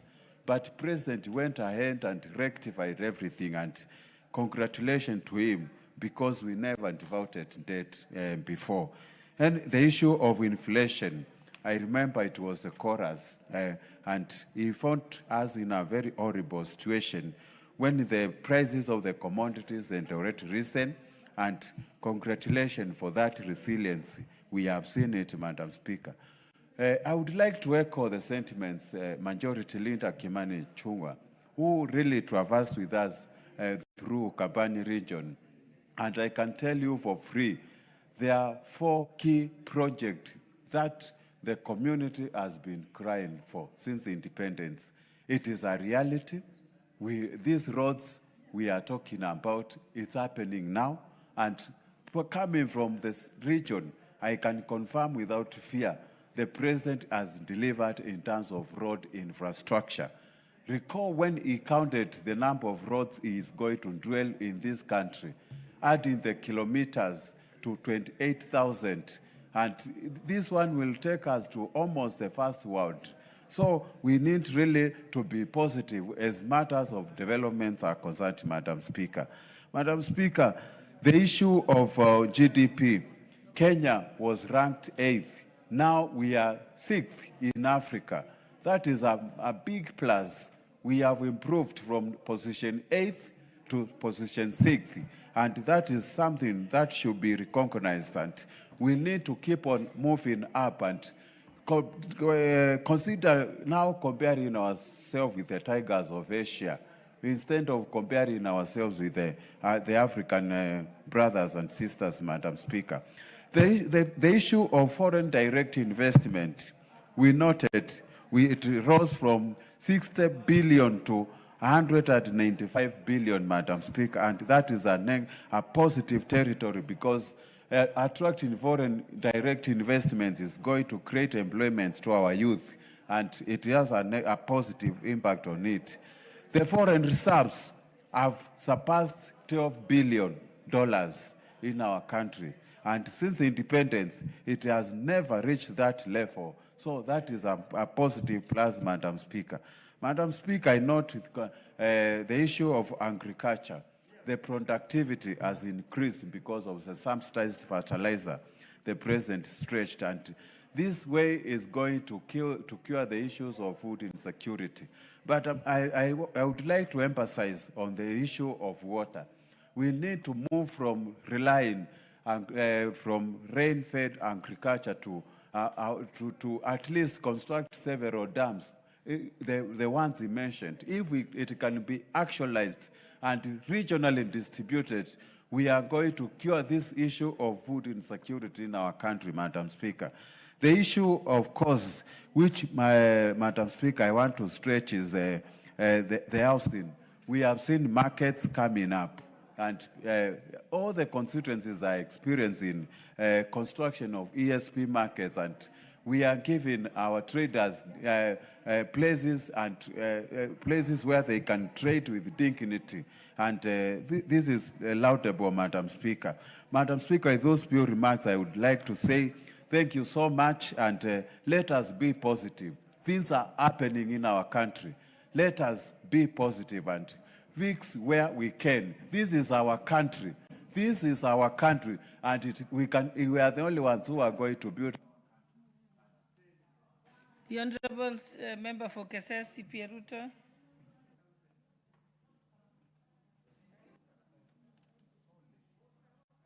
Thank you so much, Madam Speaker, for this opportunity given me to weigh my comments on the speech that was made by the President on the State of the Nation address. But first, in his absentia, I want to commend Honorable Kirwa for the faith and the strength that he has taken through his health treatment and recovery process, and that today he has appeared here. I would have also wished to make a comment to his dear wife, Frashan, for the good work she did to ensure that she gave the right support to the husband. Madam Speaker, also allow me quickly to pay a tribute and message of condolence to the family of Jaramogi Oginga Odinga, that as we say in our culture, that thunder doesn't strike twice. However, to the family, today we received the sad news of the death of the sister to the late Right Honorable Raila Amolo Odinga Perry Laching, and it is so unfortunate, and I want to take this moment on my own behalf and the behalf of KSS to pay tribute. Madam Speaker, I want quickly to make a few observations on the speech made by the President. Number one, Mr. Speaker, if you listen keenly on how the President stood in the body of Mia and spoke to Kenyans through this National Assembly, it is a message of hope. It is a message of surety. It is a message of guiding Kenyans from where they were, the difficulties Kenya has gone through, to a better promised land, like the way God promised the children of Israel, that they will go to the land of Canaan, land full of milk and honey. However, it was a long journey, full of difficulties and challenges and hunger. This is where the country Kenya has been for all decades since we attained independence. We've had a lot of focus from the first president, where he spoke about fighting diseases, anger, and poverty, and of course, access to education. Second president came in the same way. Third president, the late Mwai Kibaki, spoke on the economic transformation, and he initiated the discussion about transforming our economic agenda and development of the nation. That is where the beginning of growth of debt in this republic, in equivalent level of the infrastructure growth that we saw. President Uhuru Kenyatta came in on the 4 pillars, the agendas on affordable housing, on the issue of food security, on the issue of universal health coverage, on the issue of housing. All those, he spoke about them, but we never saw the results. Today, as we speak, the current 5th president of the Republic of Kenya is not only speaking about his agendas, but he can demonstrate through his speech that things that are physical, you can appreciate that are happening in the nation. Every part of the country, you will see visible the issues that I spoke about, issues to do with housing, issues to do with market studies, linking production to the market and increasing the value chain, creating business, creating opportunity for earnings. You can speak about sports. You can speak about now infrastructure, which is the critical element of development and growth in our economy. Because where we are going as a nation is to grow from production now to manufacturing. Madam Speaker, listening to my senior colleagues who have spoken here, casting aspersion and sending negativity on the statement of the president on the ground of the difficulty of our economic situation. Madam Speaker, I would have wished I had an opportunity when my senior was making statement here, Honorable Ndindi Nyoro. And he has categorically elaborated and reflected or compare the situation in our Kenyan market with the other first world countries, which I appreciate. We may not have gone that direction at the moment, but we are going there. However, I would have wished him to clarify that the 3 preceding budgets that he saw here as the chairman, budget and appropriation, and as we know very well, that the budgets of the country are prepared very well on or basing or on the background of the economic condition of the nation. I would have wished to know that those budgets that were prepared basing on those situations, and right now that is able to reflect on his understanding the challenges on those markets. Madam Speaker, or Mr. Speaker, Kumbe, the change of the Speaker, I would have wished now for him to compare and speak to Kenyans that those budgets were prepared on a stable economic situation, on a stable market, or prepared on a changing or without hope, so that Kenyans are able to put trust on the reports that are being prosecuted and presented to this House, that the budgets that were made are truthful and the budgets that were able to be measured to be achieved, so that Kenyans are able to appreciate works that are being done in this House. Thank you so much, Madam Speaker, and I want to say that we want to support the President and ensure that the President moves forward with stopping rejectionist and being full of negativity. This country, Kenya, has to move forward, but we must pay a price of sacrifice so that we move forward. Thank you so much, Mr. Speaker. Point of order, but he has already concluded. No, you can only do it when he's still on his feet. Yeah, sorry. Gikaria, Honorable Gikaria. Honorable Gikaria. I'm here, Honorable Speaker. Proceed. Thank you. Thank you, Honorable Speaker, for giving me this opportunity to give my comments on the State of the Nation address that was given by His Excellency the President. Honorable Speaker, I want to start by saying that the address that was given by the President was factual. Honorable Speaker, in the very first paragraph, he says, 2 years ago, Honorable Speaker, when I delivered my first State of the Nation address, I had a vision to sell. And he said, today, I have a vision to tell. Honorable Speaker, how true this statement could be is elaborated, Honorable Speaker, by the so many paragraphs that in his speech that has reflected what he has to sell by saying factual, figurative, and even naming institutions, Honorable Speaker, that have spoken and have given figures.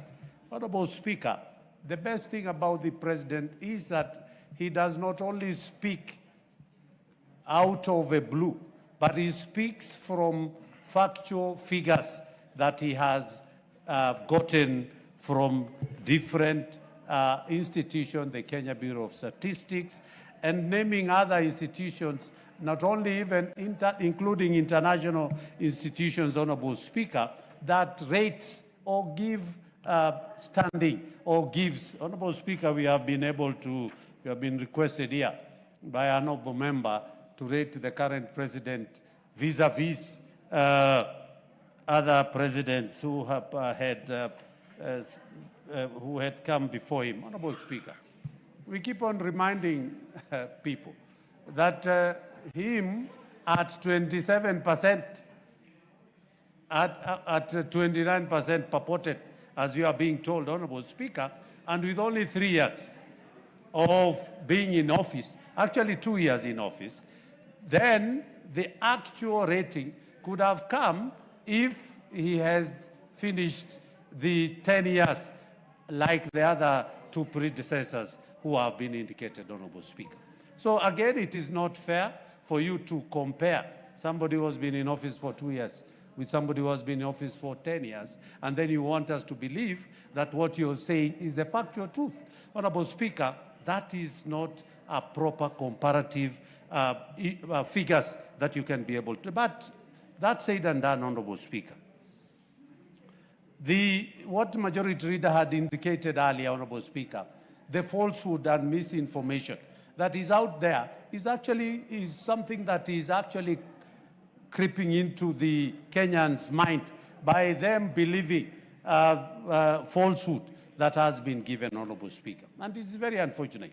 Honorable Speaker, just over the weekend, when I was disbursing some bursaries forms for us to be able to be ready for the payment of bursaries for coming year, one of the people, when I asked whether SHA is working, several women raised their hand and said it's not working. When I challenged them that after that cassation that we've had, I will pick them to go to the hospitals that they had attended, and SHA was not working. But to my disbelief, Honorable Speaker, all the 4 women were nowhere to be seen because they were lying. And that is what is happening in this country. Honorable Speaker, it's very unfortunate. I would want to say that the President did give, and if you look at the 10-point agenda, I mean, there's so many issues that he has indicated, Honorable Speaker. It is true that the farm input, the harvest has increased, Honorable Speaker. The housing units, Honorable Speaker. Also, we are seeing so many in my constituency. For example, Honorable Speaker, we are having over 3,000 affordable housing that is ongoing. Honorable, that is the truth that is about the jobs that he promised these young Kenyans, Honorable Speaker. It is, and the SHA increase of registration, Honorable. All these are factual information, and the President has indicated by figures and the institutions that are rating. And Honorable Speaker, we just need to be focused as a country.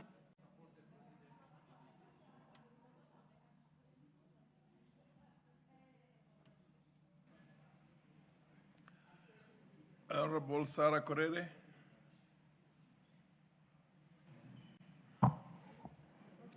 Thank you, Speaker. Speaker, I also want to add my voice to the presidential State of the Nation address. And Honorable Speaker, among the many things that we really expected to hear from this speech was the development of infrastructure in the ASAL counties. And Speaker, as a figure father, the President can only sell hope and faith to Kenyans. And Honorable Speaker, promises have been given not just now, since the beginning of the world. You know, God promised Abraham and Sarah that they will be the mothers of nations, that he will give them a lot of children, but they got one child, and the promise was fulfilled.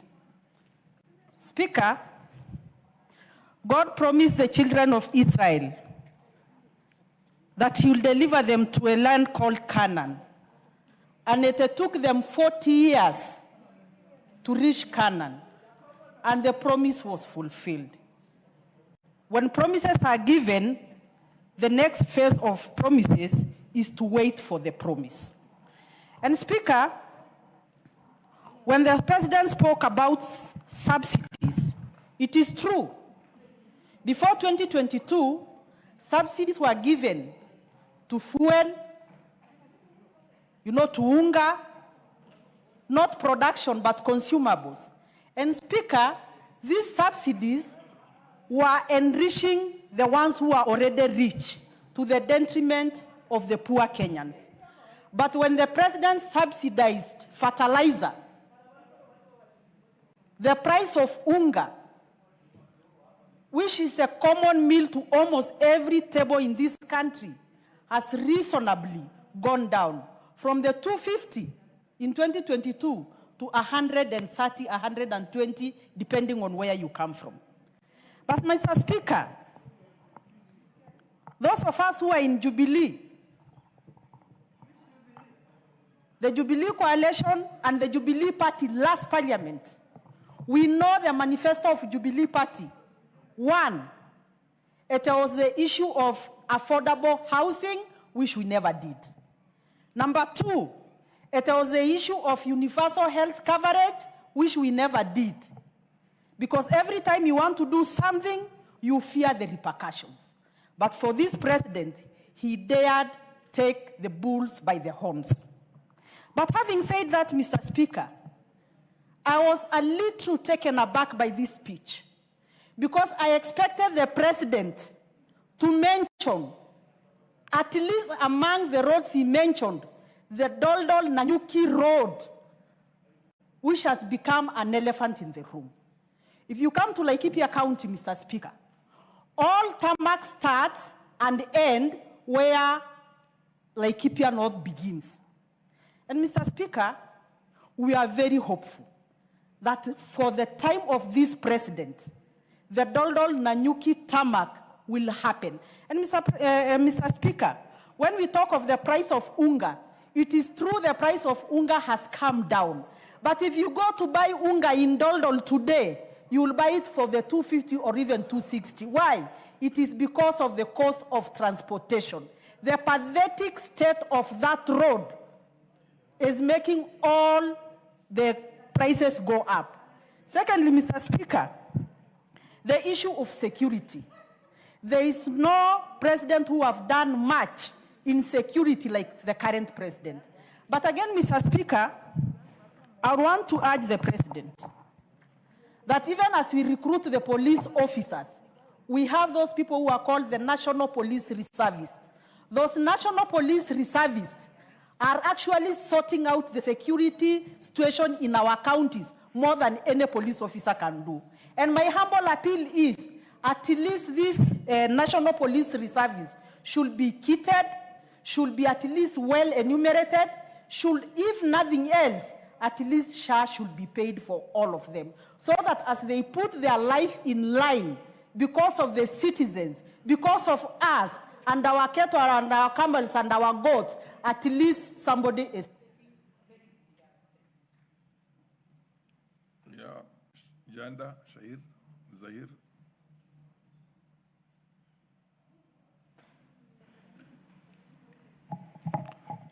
Thank you, Honorable Speaker.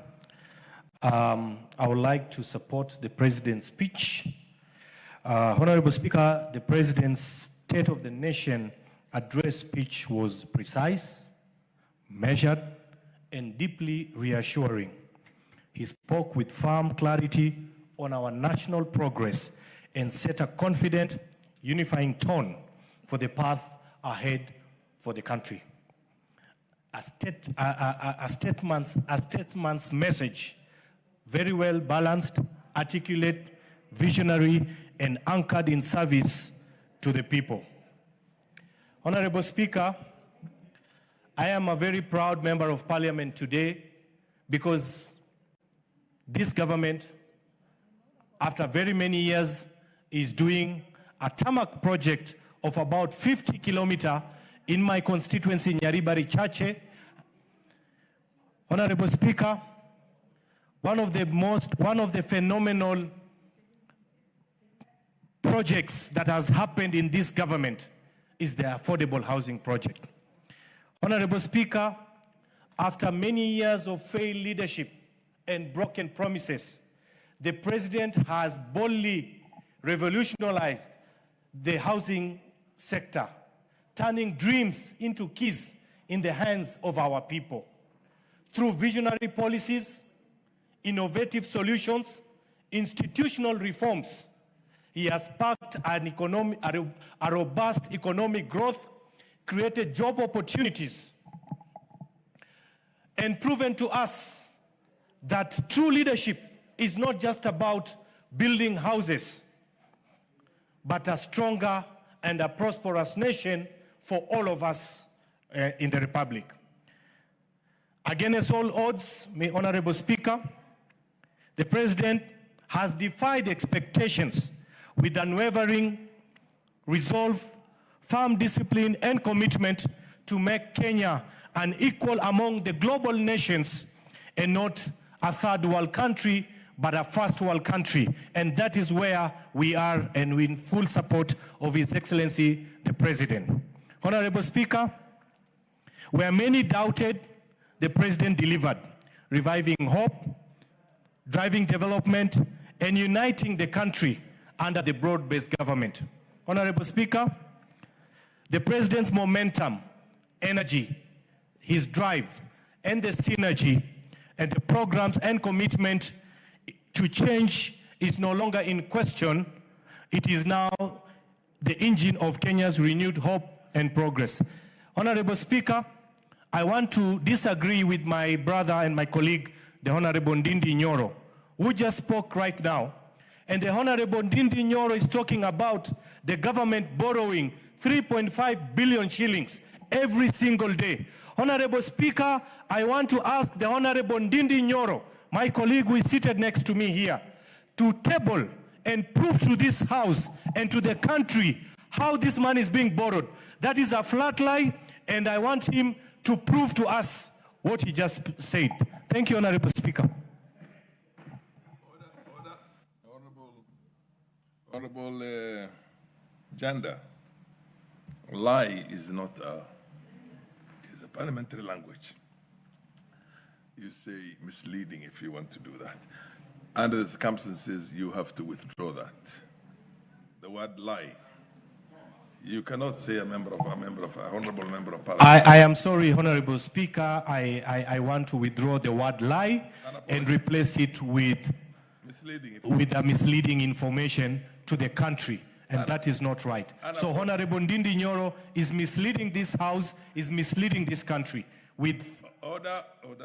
You have not apologized. You apologize and withdraw the word lie that you have used, imputed against an honorable member. Honorable Speaker, I want to apologize and withdraw that. Oh, thank you, Honorable Speaker. Thank you. Okay. The Honorable Adagala. Madam Adagala, followed by the MP for Garissa Township. Thank you, Mr. Speaker, for giving me this opportunity to also speak on the head of state speech in this House, Mr. Speaker. Sir. I want to support that speech, my Speaker, keeping in mind that most of my colleagues have spoken about it, and I also want to speak on it, Mr. Speaker. The head of state actually stressed on so many things that he has put in place as per his manifesto to the Kenyans.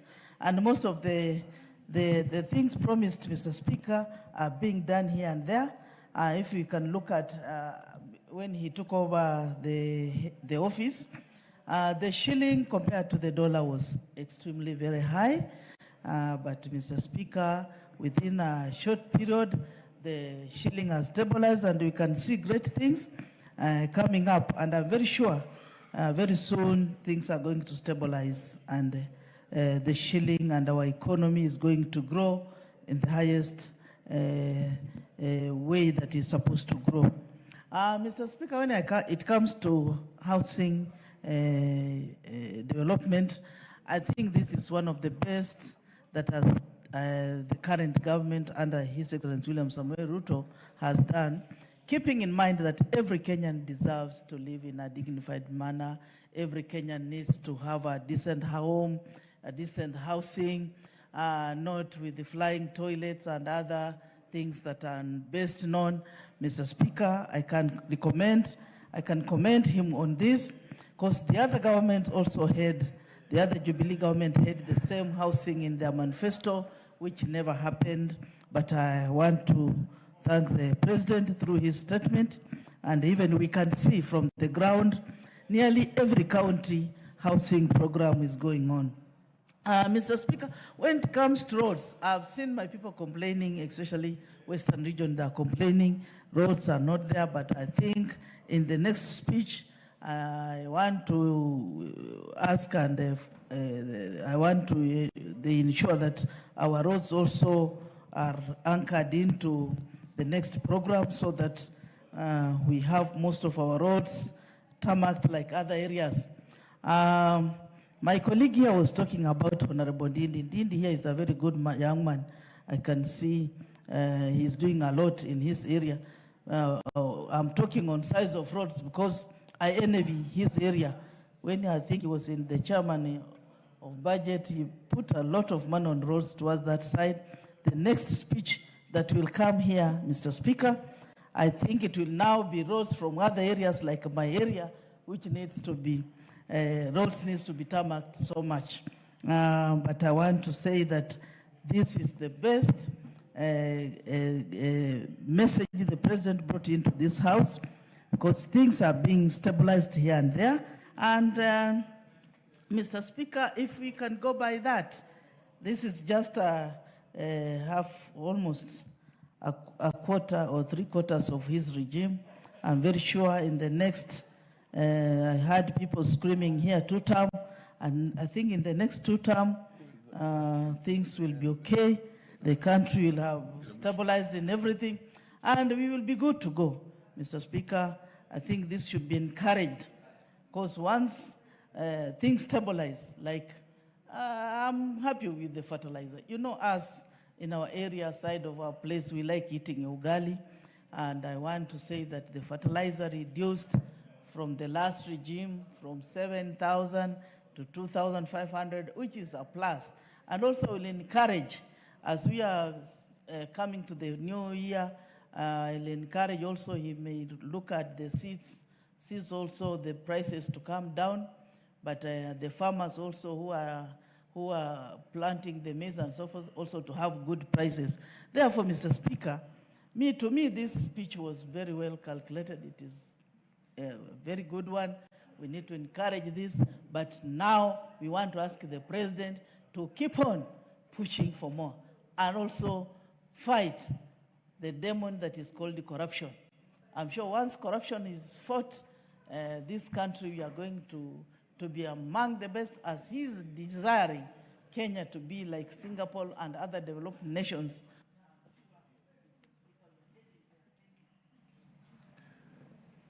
Yes, the Honorable MP for that is a township. Thank you, followed by the Honorable Rosa Buyu, and then followed by the Engineer Kiragu. Thank you, Mr. Speaker. In that order, and then followed by Omondi Karoli. Proceed. After me, okay. Thank you, Mr. Speaker, also for giving me this opportunity. Let me take this opportunity also to congratulate the President in his State of the Nation address last week on Thursday. Mr. Speaker, the President in his opening speech was that 2 years ago I made a statement here on the vision he has for this country. And he had outlined at that time the vision he had for this country. And on that also, the manifesto he presented to the Kenyan people during the last general election. Mr. Speaker, the President, the promises he made during the campaigns for 2022 elections and the statement that he made in 2023 during the State of the Nation address were in line with his vision he had for this country.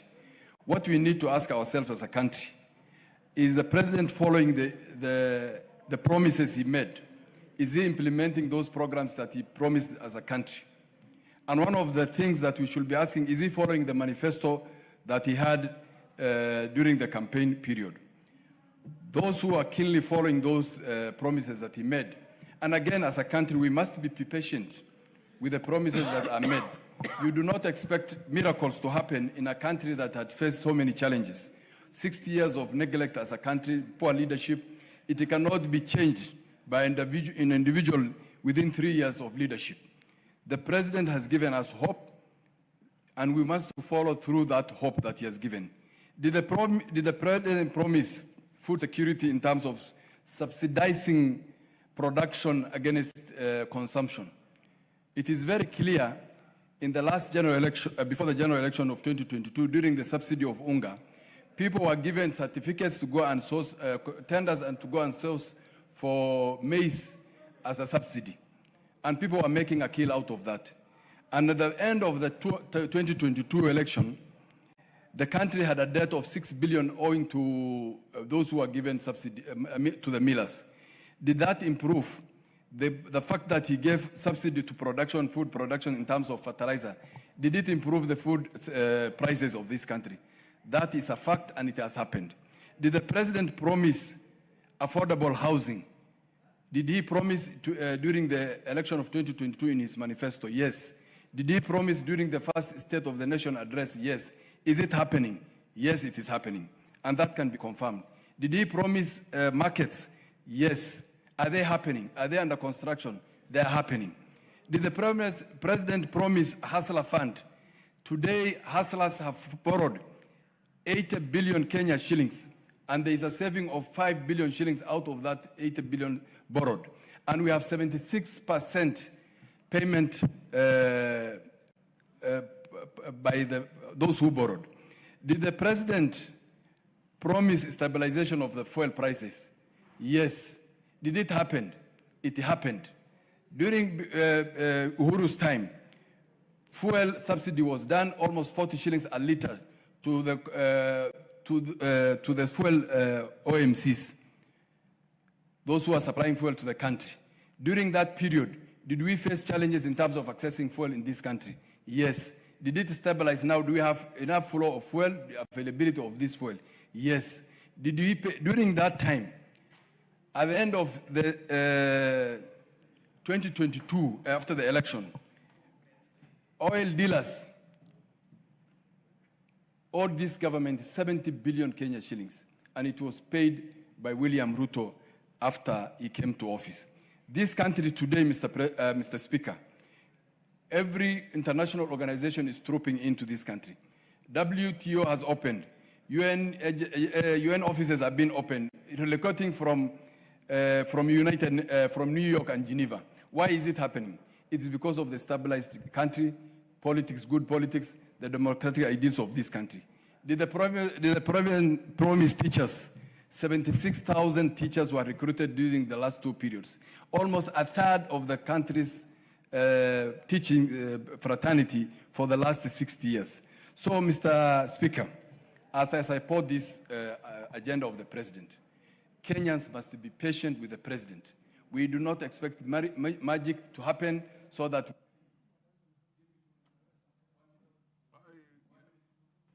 Give him an additional 1 minute. The Speaker, the President mentions a number of roads in this that he intends to construct.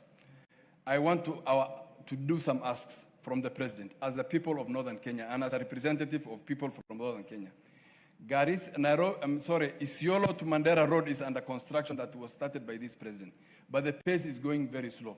We want him to finish those roads between now and 2027. Garissa, Dadaab, and Liboi Road, a very key road that the president promised us, not yet started. We want him to look into that. Wajir Moyale Road, a very key road connecting us to Ethiopia to improve our economic activity of our nation. Mr. Speaker, let me say that we ask the president to take up those issues, the new roads we are asking as a people of Northern Kenya, and he's on right track. Those who are against his ideas are not factual. They just want to make it difficult for him to run this country. Thank you, Mr. Speaker. The Honorable Rosa Biu, I thought I mentioned in that order. Proceed. Mr. Speaker, I want to take this opportunity to thank you for giving me a chance to speak. And before I say anything, I just want to say that I've had a very long month. But God is gracious, and we are back on our feet, and the country will move on. Mr. Speaker, the biggest gift that the Constitution has for Kenyans is devolution. Because devolution dictates that every part of this country gets something or gets developed in equal measures like the other part. For a long time, Mr. Speaker, we've had issues with development being skewed, and many Kenyans have cried foul that they don't get any return of their hard work and of the taxes that they pay. And that was supposed to be cured by devolution.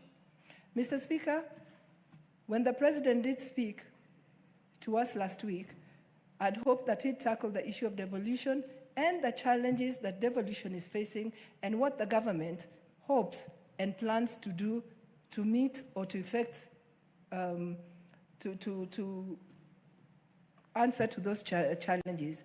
But that did not come through very clearly. Mr. Speaker, I also expected the president to speak on corruption. We know that corruption ails many sectors in this country, and we know that not enough has been done to mitigate corruption. I also expected the president to talk about that. But having said that, Mr. Speaker, the greatest thing that the president demonstrated was the fact that in his reign and the few years that he's been on that throne, the distribution of development in all parts of Kenya is top of his agenda. Mr. Speaker, for a long, long time, Nyanza was left undeveloped because of the saying, and I dare say it in Kiswahili, siasa mbaya, maisha mbaya. Mr. Speaker, because we chose to do politics in a certain way, Nyanza was always left behind when it came to development. But I want to look at two aspects where the president has really performed well and where he demonstrated in his address. The two aspects are in infrastructure, in terms of roads and housing. And when I talk about Nyanza, we've seen tremendous improvement on roads. Mr. Speaker, in Kisumu, we've had the Chemelil, Miwani, Moroni Road, which has been lying like a dead elephant for a long time. But I'm happy to say that in his government, we now have that road almost complete. Mr. Speaker, we talk about SGR. SGR was a thing that was always in the other government, but SGR is now going to be effected, and it will run up to Malaba, Mr. Speaker. Mr. Speaker, I want to look at South Nyanza and talk about the Lake Victoria Ring Road. We know that when that is done, it will open up places and it will ease transport and open up economic opportunities for the people. And the reason why I'm saying this is in his address and in his government, we are seeing that areas that were underdeveloped or long forgotten, despite the fact that they did not vote for the government and other people chose to call them non-shareholding areas, he has turned a blind eye to that non-shareholding nonsense and is actually looking at Kenya as a whole and developing Kenya as one nation. Mr. Speaker, I come from Kisumu West. We have one tarmac road, but guess what? Hololela is also going to be tarmacked, and it's in this budget, in an area where nobody ever thought that we would have a security road by the name of Hololela. And I want to thank the President for all the effort that he's putting and ensuring that Kenya moves as one. Because when development is skewed, there'll be no peace in this country. But when you spread out development and every Kenyan feels like they're taken care of, Kenya will remain peaceful. So I want to thank the President for the effort that he's put. Thank you, Mr. Speaker. Thank you once again. Engineer Kiragu. Thank you, Honorable Speaker, for giving me an opportunity to comment on the presidential speech. One, I want to thank the President for a speech that gave us the history of this country and also gave us the direction and the hope as to how we can move this country forward. I also want to take note of the fact that he has fulfilled that obligation that is in our constitution to come to this house to give a state of the nation. Mr. Speaker, for us to grow this economy, we will need to be people who are not fearful, people who will make decisions and follow them through. We have been mentioning many countries like Singapore, Malaysia, China, Japan, and many others. Mr. Speaker, those countries made very, very difficult decisions for them to be who they are. And this country, for us to solve some of the major problems we have of unemployment of our youth, we have to make very difficult decisions. Mr. Speaker, we have a challenge of making this country competitive to enable people to come to this country to invest so that we can create employment. One of the key things that the President mentioned is to bring down the cost of power in this country. And I am happy myself as an engineer when he mentioned about nuclear energy. Many people fear this nuclear energy generation. But most of the countries that have made it, they have actually utilized the nuclear energy to make their power generation more efficient and affordable. So for us to move on is to stabilize our education system, to make sure that we emphasize research and development. I know, Mr. Speaker, one time I was the engineer in charge of Nyayo Car. And when we finished the testing and we were to do commercial, there was argument, and I want to respect my friend, honorable member of Dede Nyoro of Keharu. I had many such economists give figures and data, and all of them, they were negative. What we lost as a country is an opportunity to be a car manufacturer, because they argued you are not many in the country. And I was there seated saying, what about Sweden? They are only 7 million with their car like Saab and Volvo, and they were doing well. But Mahindra, the one of India, they made that decision at that time. And today, Mahindra is a vehicle manufacturing company. So this opportunity we have today as Kenyans to move this country forward will require us to make sure that the route we will take, we will develop the infrastructure, we will skill our people up so that they have a challenge for this century. And I believe in the infrastructure, the ICT network that we have, lowering our power generation, we can improve this country so that it becomes competitive. Speaker, on Friday, I welcome all the members of this House and the public to come and witness a historical event when we are launching the Mau Summit Kamadora project. Many people will talk about figures and scare us, but this is a reality. That road between Rimuru and Naivasha, we have had many people who have died. As a country, we have lost over 4,000 people in a motor vehicle accident. What about the time we lose in our highways? I wish somebody can quantify that when they are giving the data. As a country, we are ready to improve infrastructure in this country. And Mr. Speaker, unless we do some of this very heavy lifting, this country will not be able to be taken to where we are. We cannot compare ourselves with our neighbors. I wish somebody could say, what is the debt GDP ratio of Sudan, Uganda, and our neighboring country? And also tell us in US, what is the debt? Give him a minute more. Conclude, Engineer Kiragu. So that when we are talking about this debt ratio, we also factor the others that we know, and to see whether this country is way off or is also in the same region with the others who want to go like we want to do. But I believe this House, this time, we cannot talk about the past. We have an opportunity ourselves to guide this country to move ahead. Thank you. Mondi Karoli, I thought, was next in that order. Thank you very much, Honorable Speaker, for this opportunity. Let me begin by conveying my condolences to the Jaramogi family on the loss of Beryl Achieng Odinga, one of the late Right Honorable Prime Minister Raila Odinga's sisters. She was a very gentle lady, very calm, and we are very sorry for losing her, especially soon after we lost our dear departed Prime Minister. So our condolences to the Jaramogi family.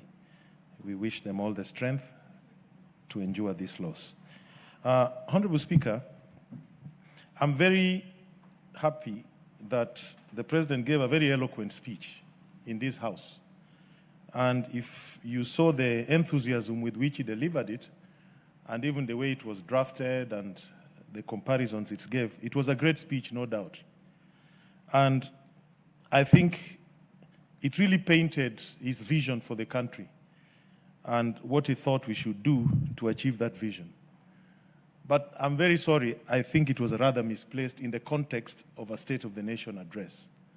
And I'm saying that as a lawyer and somebody who was a good civics student, and also out of a desire that when we debate some issues here, we should project the correct position under our Constitution to Kenyans, and especially those who are still in school who could be looking at us.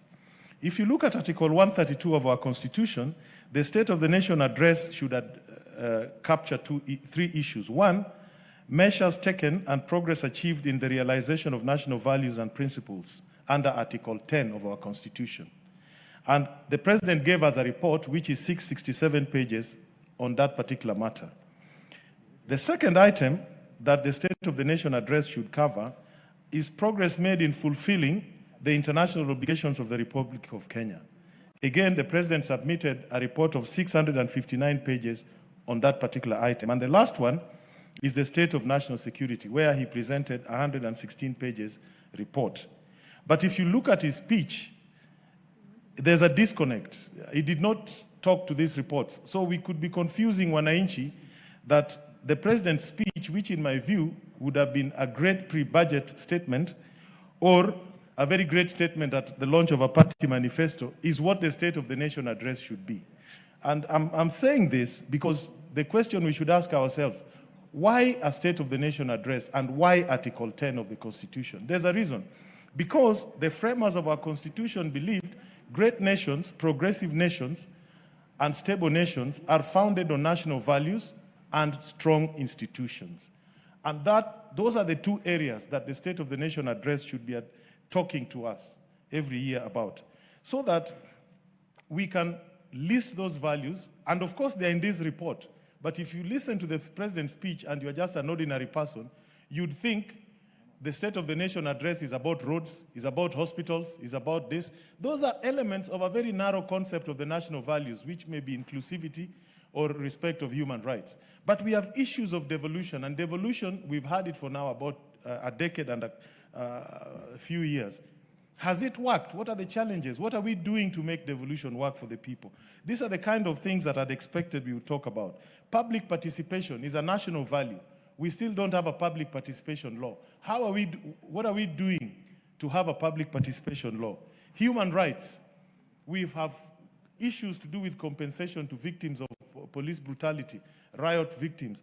What are we doing about this? These are the kind of things. Integrity issues, which some members have articulated here. What have we done to fight corruption? How many people have been prosecuted successfully? What has been recovered? These are the kind of things. The Chapter 15 constitutions and the independent offices, have we strengthened them? Have we weakened them? Have we given them budgets? Are we teaching nationhood science, our national values in our schools? In terms of international obligations, have we fulfilled our obligations under customary international law, under treaties that we are parties, under state organizations, international organizations to which we are members? These are the kind of things that this House should be debating. So we are confusing wananchi when we are talking so strongly about roads, railways, but those are not the contents of a State of the Nation address. State of the Nation address has been defined under Article 132 of our Constitution. And as great as a speech that was delivered here, which cumulatively is about 1,500 pages, surely we should... You want to give him an additional 1 minute. Proceed, and you can take a minute if you... Thank you, Honorable Speaker. The reason why I'm saying this is that if we truly aspire to make Kenya a great country, like Singapore did, it is based on values. It is based on strong institutions. Look at the book of Lee Kuan Yew. Lee Kuan Yew said two major statements. One, if you want to compete globally, then you must adopt global standards. Number two, when he was asked the question which we always ask, why did Singapore make it and Kenya didn't make it? He said, in Singapore, they let me live. In Kenya, they killed my friend Tom Mboya. It's about institutions, it's about leadership, it's about values. And the State of the Nation address is supposed to keep reinforcing and re-emphasizing those issues every year before this House and to the public, so that as a nation we can all draw together behind one vision. We don't even have a successor of Vision 2030. A partisan political party manifesto, like what we have, the UDA manifesto, cannot be expected to deliver the kind of transformation we want. A true transformation will come out of a joint economic platform built by all parties and the entire country. And that is what the State of the Nation should be about. Thank you, Honorable Speaker. Honorable Naomi Wako, followed by Honorable Waluke, and followed by the Honorable MP for Dagoretti South. Am I right? And Thank you. Then to be able to temper it also in terms of gender, the Honorable MP for Narok North. I'll come to you. I'll come to you all. Thank you, Honorable Speaker, for giving me this opportunity to also add my contribution to the current debate on the presidential address of 20th November 2025. Honorable Speaker, as a country, this speech has helped us to see a growing country, to see a country that is rebuilding its economy, to see a country that is being unified, to see a country that the leader, who is His Excellency the President, is working very hard to move from third world to the first world. Honorable Speaker, that cannot come easily. We have to all work very hard, and especially the elected leaders, together with our great people of this nation. We must work together so that we realize that big dream of transforming the entire nation. Honorable Speaker, when this government came into power 2022, we found ourselves in a big challenge because of the damage that COVID-19 brought.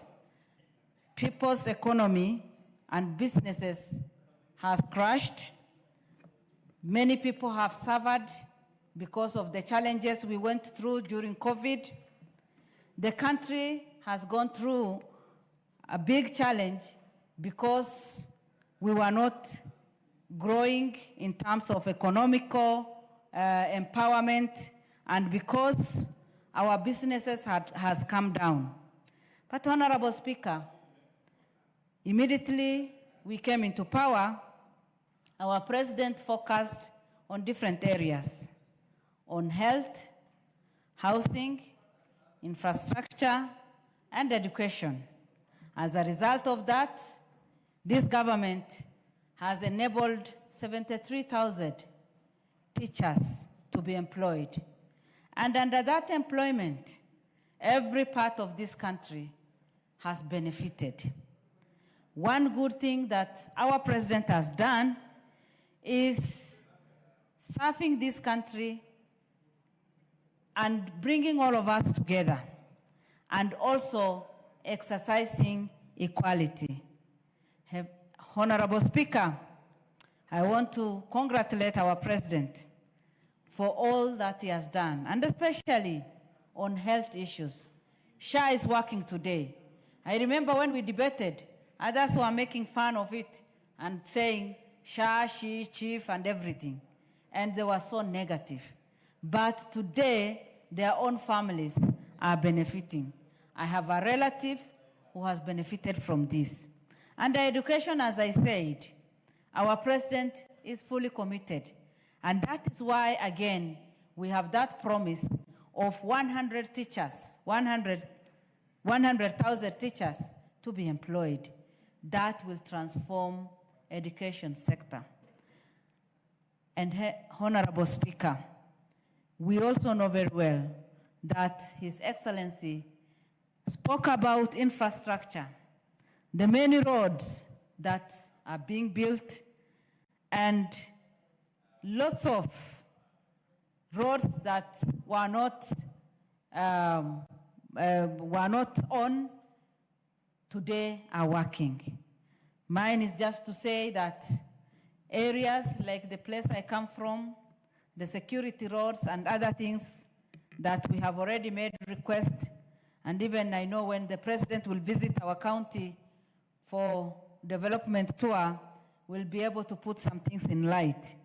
But mine is just to say that as a nation, one area that our president needs to focus on is on fighting corruption, which has become a real problem to us. I know he's focused, I know he's committed, but his next speech should cover that. Give her a minute, an additional minute. In his speech, the president extended a deserved recognition to this 13th Parliament. Honorable Speaker, we all know very well what happened 2024. Today we are recovering, and we have helped our president to grow this country together with us. And we know very well that under his leadership, this House will continue making some positive marks and bringing this nation to a place where everybody will say, yes, we are in good hands. And thank you, Honorable Speaker, and I support. The Honorable Waluke, when the chair gives a certain order, that order has got. Thank you very much, Honorable Speaker, for giving me a chance also to contribute on the State of the National Address of the President. Our President was very clear, Honorable Speaker, and his speech inspired many of us on that day, Honorable Speaker. He talked of so many things that affect us as people of this nation, Honorable Speaker, especially the economy of this country. Honorable Speaker, it is true that the economy of this country has improved compared to as it was before. Honorable Speaker, in 3 years, indeed, our president has tried, because of paying debts for this country, and also making sure that the country does not remain behind in terms of development. The country is developing. Is the first president, the Honorable Speaker, to make sure that he pushes the resources from the central government to the down to the villages, to the constituencies, to the counties, where the people of Kenya are, because we all come from rural to the city, Honorable Speaker. He has made sure that when you go around the country, Honorable Speaker, everywhere, you can see a project, a national project, either water project, road infrastructure, Honorable Speaker, electricity. You can see it is going on almost everywhere in this country. And this is what made this country lag behind in terms of development, Honorable Speaker. Honorable Speaker, as we speak, the inflation has come down. You saw 2 years ago, politicians were wearing sufurias on their heads because of lack of food. They incited the country. Honorable Speaker, our young people joined them. But now, there is plenty of food because of the prices of fertilizer came down from 7 to 2,500. And that is what we were lacking. And the GDP, Honorable Speaker, is growing from 115 to now billion to now 136, which is showing that at least Kenya is growing economically. Honorable Speaker, if all Kenyans support the president, he is out to make sure that he moves this country to another level, which is our desire, Honorable Speaker. The latest that I saw was about Nyota, to make sure that the youth of this country can also join others to do business, so that they grow together with other businessmen and women of this country, Honorable Speaker. Honorable Speaker, we are moving together, supporting the president to make sure that this country is moving the right direction, because he wants to move Kenya to another level. He has a vision and a mission and a direction of this country, Honorable Speaker. So with those few remarks, Honorable Speaker, I urge Kenyans to support and leave alone the politics, because politics is over until 2027. But all of us, as people of this country, should come together and leave out the hatred, so that we can support our country, we can support our government, we can support our president to move our country forward. Thank you very much, Mr. Speaker. MP for the Greater South, followed by Madam Pareo. No, first is KJ first. Mr. Speaker, I thank you for the opportunity to debate this very important event in the Parliament, in the life of Parliament, Mr. Speaker, when the President gets the opportunity to appear before this House and report to country on the progress that is being made on the promotion of our national values. Secondly, for the President to come and tell us how we are doing as concerns our international obligations, and also for the President to come and talk to us about the state of national security. And Mr. Speaker, we all have to admit that away even just from the substance, even the form, the way this State of the Nation address was delivered was in a state that we all agree was done very well, Mr. Speaker. And Mr. Speaker, coming out of this address, it was clear that we have a leadership and a president who has decided that we can no longer as a country afford to kick the can down the road, that it is time for country to do those things that we have always wished to have done since independence, but have never had the political goodwill or even the fortitude to do them, Mr. Speaker. We all know that some of the things that the president is reporting to us on the state of the nation, be it housing, be it universal health care, be it the change of our education system, be it a matter to do with the promotion of our youth, are issues that have lived in our manifestos for now more than 6 decades, Mr. Speaker.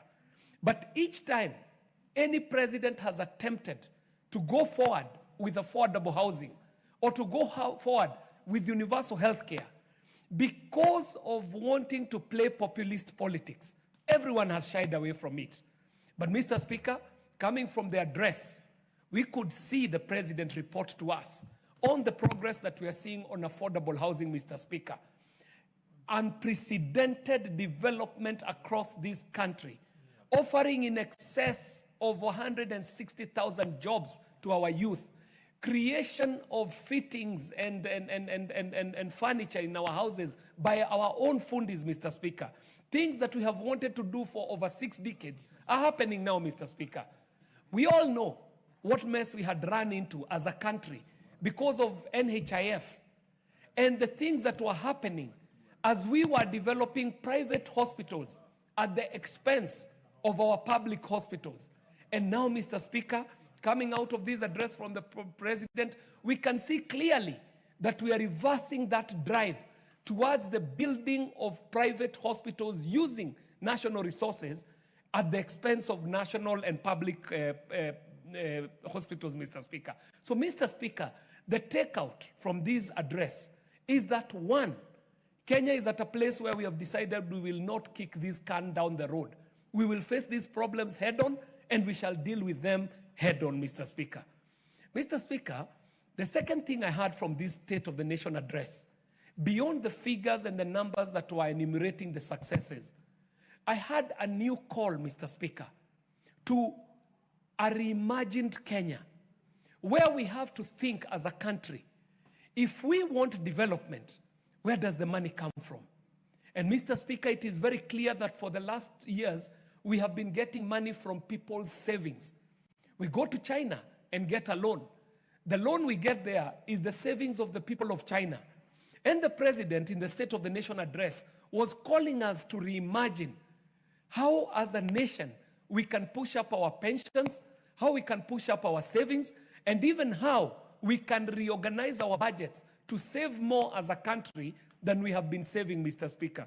And why this is important, Mr. Speaker, is because going forward, we can see where we are at with our debts. We have already touched the debt ceiling, Mr. Speaker. So this call by the president on an infrastructural bond, on a sovereign bond, Mr. Speaker, talking to us about how we can become the new Singapore, Mr. Speaker, the answer lies in the soft issues. For Singapore to be what they became, there are 2 critical things that Singapore did. One, meritocracy, the place for meritocracy. And Mr. Speaker, the second thing is patriotism. On meritocracy, Mr. Speaker, we have to say that Kenya is in no doubt going to get 100% of President William Ruto. The question has to be, what percentage of KJ will Kenya get? What percentage of that other person will Kenya get? The president... Give him an additional minute. This president has demonstrably committed to doing his job, but Mr. Speaker, it must be said that he may not be able to do it on his own. What this House must call up the executive to do is the executive must bring up meritocracy. Those who perform must be rewarded for performance. Those who can't perform must go home, Mr. Speaker, and we get people who are able to deliver together with the president. Secondly, Mr. Speaker, patriotism as a soft issue. We all must be proud to belong. And by being proud to belong, Mr. Speaker, then we shall be able to give not only our 100%, but everybody else's 100% for the betterment of country. And Mr. Speaker, the State of Nation, as I had it, is that this nation is coming from a very deep hole. We have stopped digging. Now we are starting to find how to claw out of this hole. Mr. Speaker, I do thank you. The Honorable Madam Pareyo. Thank you, Mr. Speaker. for giving me this opportunity to add my voice to the State of the Nation address by His Excellency. This speech, I listened to it, and this speech gives hope to Kenyans. Why? Because when this government came to power, Kenyans had a lot of problems, starting from food. There were so many families that could not put food on the table. But when he came with an idea of subsidized fertilizers, all farmers were able to put food on the table because they could get food to give to their children.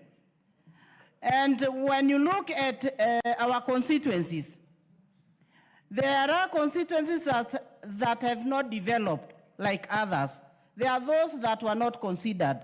But these days we see the president making sure that we equally get what other constituencies are getting.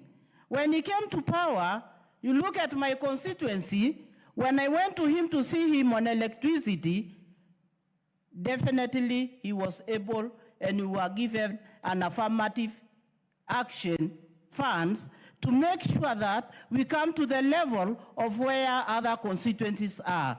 That means that all the development agendas are in every constituency, not like those days when there were people who are considered leaving other people behind.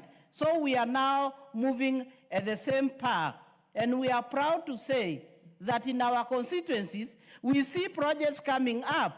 Like in my constituency, we have a road that they have already tendered, and that is going to be a tarmac road that will be done in an area where we do wheat. And some of my people are farmers, others are pastoralists who look after the animals, but we have no roads. But we see the president now coming out, considering these constituencies like other constituencies. So this speech gives us hope and gives us a direction of where we are coming from and where he wants to go. I know that he had to make very hard decisions when he came to power because almost there was nothing moving. And everybody was annoyed because we were all complaining of fuel, we were complaining of food, and we were not seeing what was going on. And there were people demonstrating, putting the sufurias on top of their heads because that was a demonstration to say that they have no food to put on the tables. But these days, we have more than enough. We have food that we eat, and we have food that we keep in our stores for tomorrow. So for that reason, again, when you talk about health, people are wondering what will happen now that NHIF was not there. What is this that they call SHA? But today, I'm proud to say that even my people know what SHA is. When they come to me, they say, yes, I have a patient in the hospital, but SHA was able to cover the bill for my patient. So I see SHA working. So when I listen to him talking, as much as people think that he was not articulate to what he was telling Kenyans, to some of us who have been behind and who have been left behind, we see improvement in his leadership, and he gives us hope. And when you look at his speech, we get hope, and we feel Kenyans like everybody else. Thank you. The Honorable Christine Mbaka, followed by the Honorable Basil. Thank you, Mr. Speaker, for giving. Honorable Sigei, then Mayaka. Okay. Then I'll come to Karachuonyo. Thank you, Mr. Speaker, for giving me this opportunity. Before I put my case forward, let me take this opportunity to pass my condolences to the family of Jaramogi Oginga Odinga for the loss of Beryl Achieng, the sister to Baba Raila Amolo Odinga. May her soul rest in eternal peace. Back to the speech of the president, the State of the Nation, I must say how intriguing it was. It was very exciting. When the president presented his speech, He himself was so confident in his presentation. He was so exciting. He was so committed to his ideas. And one thing that stood out was that he highlighted a lot about the infrastructure for quite a lot of time. And the infrastructure, as he described what he wants to see, he was measuring it against Singapore and the economy of Singapore. In other words, he had a mission. He has a mission to fulfill that will have the standards that Singapore has had. So when it comes to infrastructure, he talked of the road system, how he really wants to extend the road system, including the SGR. And one begins to imagine, the imagination I got when he was presenting was I was seeing America, I was seeing South Africa, the extent to which the roads are well done. We always admire the trains that you see in America, the ones that you see in South Africa. The road system is so good, is so excellent. If we can reach there, the way the president described, we are good to go. That means the president will leave a huge legacy on the infrastructure. My only caution is that when that is being done, as we look forward to it excitedly, he must make sure that the standards are met, that the roads are done on they must do good roads that have quality standards, that we do not have constant potholes, that they are not too narrow, even though they may be good. They are not too narrow, they are wide, and that the infrastructure that is going to put in our system is going to be something admirable, something that looks like in Singapore. The second point that he raised was on health. He highlighted the role of community health workers. These are a group of people who are trained at local level to manage health problems that local people do have and could refer them to main hospitals. These are people who are trained but have never been properly utilized. Their skills have never been utilized properly. Their terms and conditions of employment is so poor, and normally they tend to be neglected. If the president has highlighted that he's going to make use of them, then I see a lot of improvement in healthcare from the local level, where the community health workers will have their terms and conditions better improved. They will be able to be motivated, they'll be on salaries, and that they will do their work skillfully. Lastly, but not least, the president had a lot of good things. The hope that we all look forward to seeing at his time when he's the president. Whether he's going to be there for 2 terms, I can see that he's going to leave this country a better place than the way we thought he would leave it. He also introduced an issue of economic empowerment for young people, that is Nyota, but we should not forget that he had already introduced one called Hustler. But we have many more, such as Ways of Fund. We also have Youth Fund. We also have Women Economic Enterprise. These are funds that support young people, women, and people living with disability. I'm so happy that the president has introduced Nyota as well. So the Kenyan people will have access to finances that they can utilize to improve their businesses, and therefore unemployment, issues of... Give her half a minute. Yeah, I'm saying issues of economic empowerment will improve the people's economy.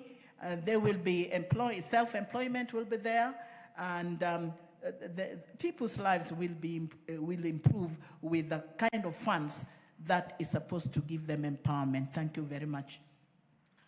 Honorable Basil, MP for Yatta.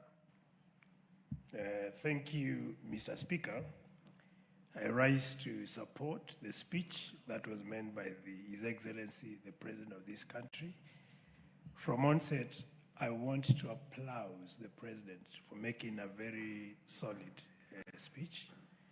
And I want to say one of the very remarkable statements that he made was actually the lowering the cost of power. If you look at Asian tigers, we are talking of Taiwan, we are talking of Japan, we are talking of Singapore, we are talking of China. They made it where they are today because of making the right choices. When you talk of power, electricity is one of the very essential ingredients to boost and to drive the economy. And if you lower cost of power in Kenya, you're going to attract many investors. You're going to make Kenya a competitive country when it comes to pooling external resources right here in the country, Mr. Speaker. Importantly, currently we are talking of unemployment. Quite a number of our youth are not able to get meaningful employment to be able to earn for themselves. When we lower cost of power, Mr. Speaker, many of the investors who come here, they'll be able to open doors for employment. If you look at a country like Ethiopia that I mentioned a while back, Ethiopia is getting it right because their cost of power is low. So when this president made it right that he's going to consider to lower cost of energy, I totally agree with him, and that is the right step, the right action that this country should make. Additionally, Mr. Speaker, on matters to do with infrastructure, the president is making very serious and tangible milestone on infrastructure. I'm talking of bitumen standard roads, and I'll make reference of my constituency, Mr. Speaker Yatta. For the first time in history, we are getting the first 10 kilometers of bitumen standards for a very critical road that is even going to decongest Thika Road, Mr. Speaker, because the road that the president has advertised through his government to be upgraded to bitumen standard, it will be the doorway to go to Mombasa if you are coming from Nyeri or if you are coming to Central.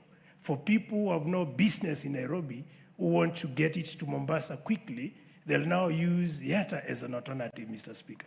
And that is a critical road. Instead of ethnicizing development, it's important to put investment where it matters. And on infrastructure, I applaud the president for the step he's making. And I would say if we continue this way, then we'll be in the right path to be able to get at the same level with Asian tankers and many other countries that have made it and who are in the same level like us, Mr. Speaker. On matters to do with markets, Mr. Speaker, allow me to say the president is doing very well on markets. In Yatta, for instance, I've got 2 markets. And there is one additional market that is on the way, Mr. Speaker. And these markets are going to boost employment, and I'm talking of informal employment, informal sector of the economy, where most of the people are dominant, they are women, Mr. Speaker. So with the markets, we'll be able to feed many families and more so poor families who are dependent on women as the drivers of the economy when it comes to markets and in the informal sector, Mr. Speaker. Importantly on sports, Mr. Speaker, and I'll beg for additional few minutes. I think I have very salient points that are important for many of our members of parliament to also try to listen to, so I do request for additional few points, or few minutes, Mr. Speaker. So on sports, Mr. Speaker, for the first time in history, I've got a sport academy, Mr. Speaker, and this is going to nurture talents. We are talking of nurturing talents and ensuring the youth get employment through sports. So through having a sports academy in my constituency, for instance, and many other constituencies across the country, that is a step in the right direction, Mr. Speaker. And we have to applaud the president for this, not just politicizing for the sake of politics, Mr. Speaker. And then when it comes to water, water is an essential factor, is an element that you can't ignore when it comes to food security, Mr. Speaker. In my constituency, for instance, I have irrigation schemes that have been started and which are almost to completion, Mr. Speaker. And I also want to remind... Give him an additional 2 minutes. When it comes to my constituency, we also have mega dams. And His Excellency the President, Mr. Speaker, he did mention of mega dams, including Yatta Dam, which is centralized in Yatta constituency, Mr. Speaker.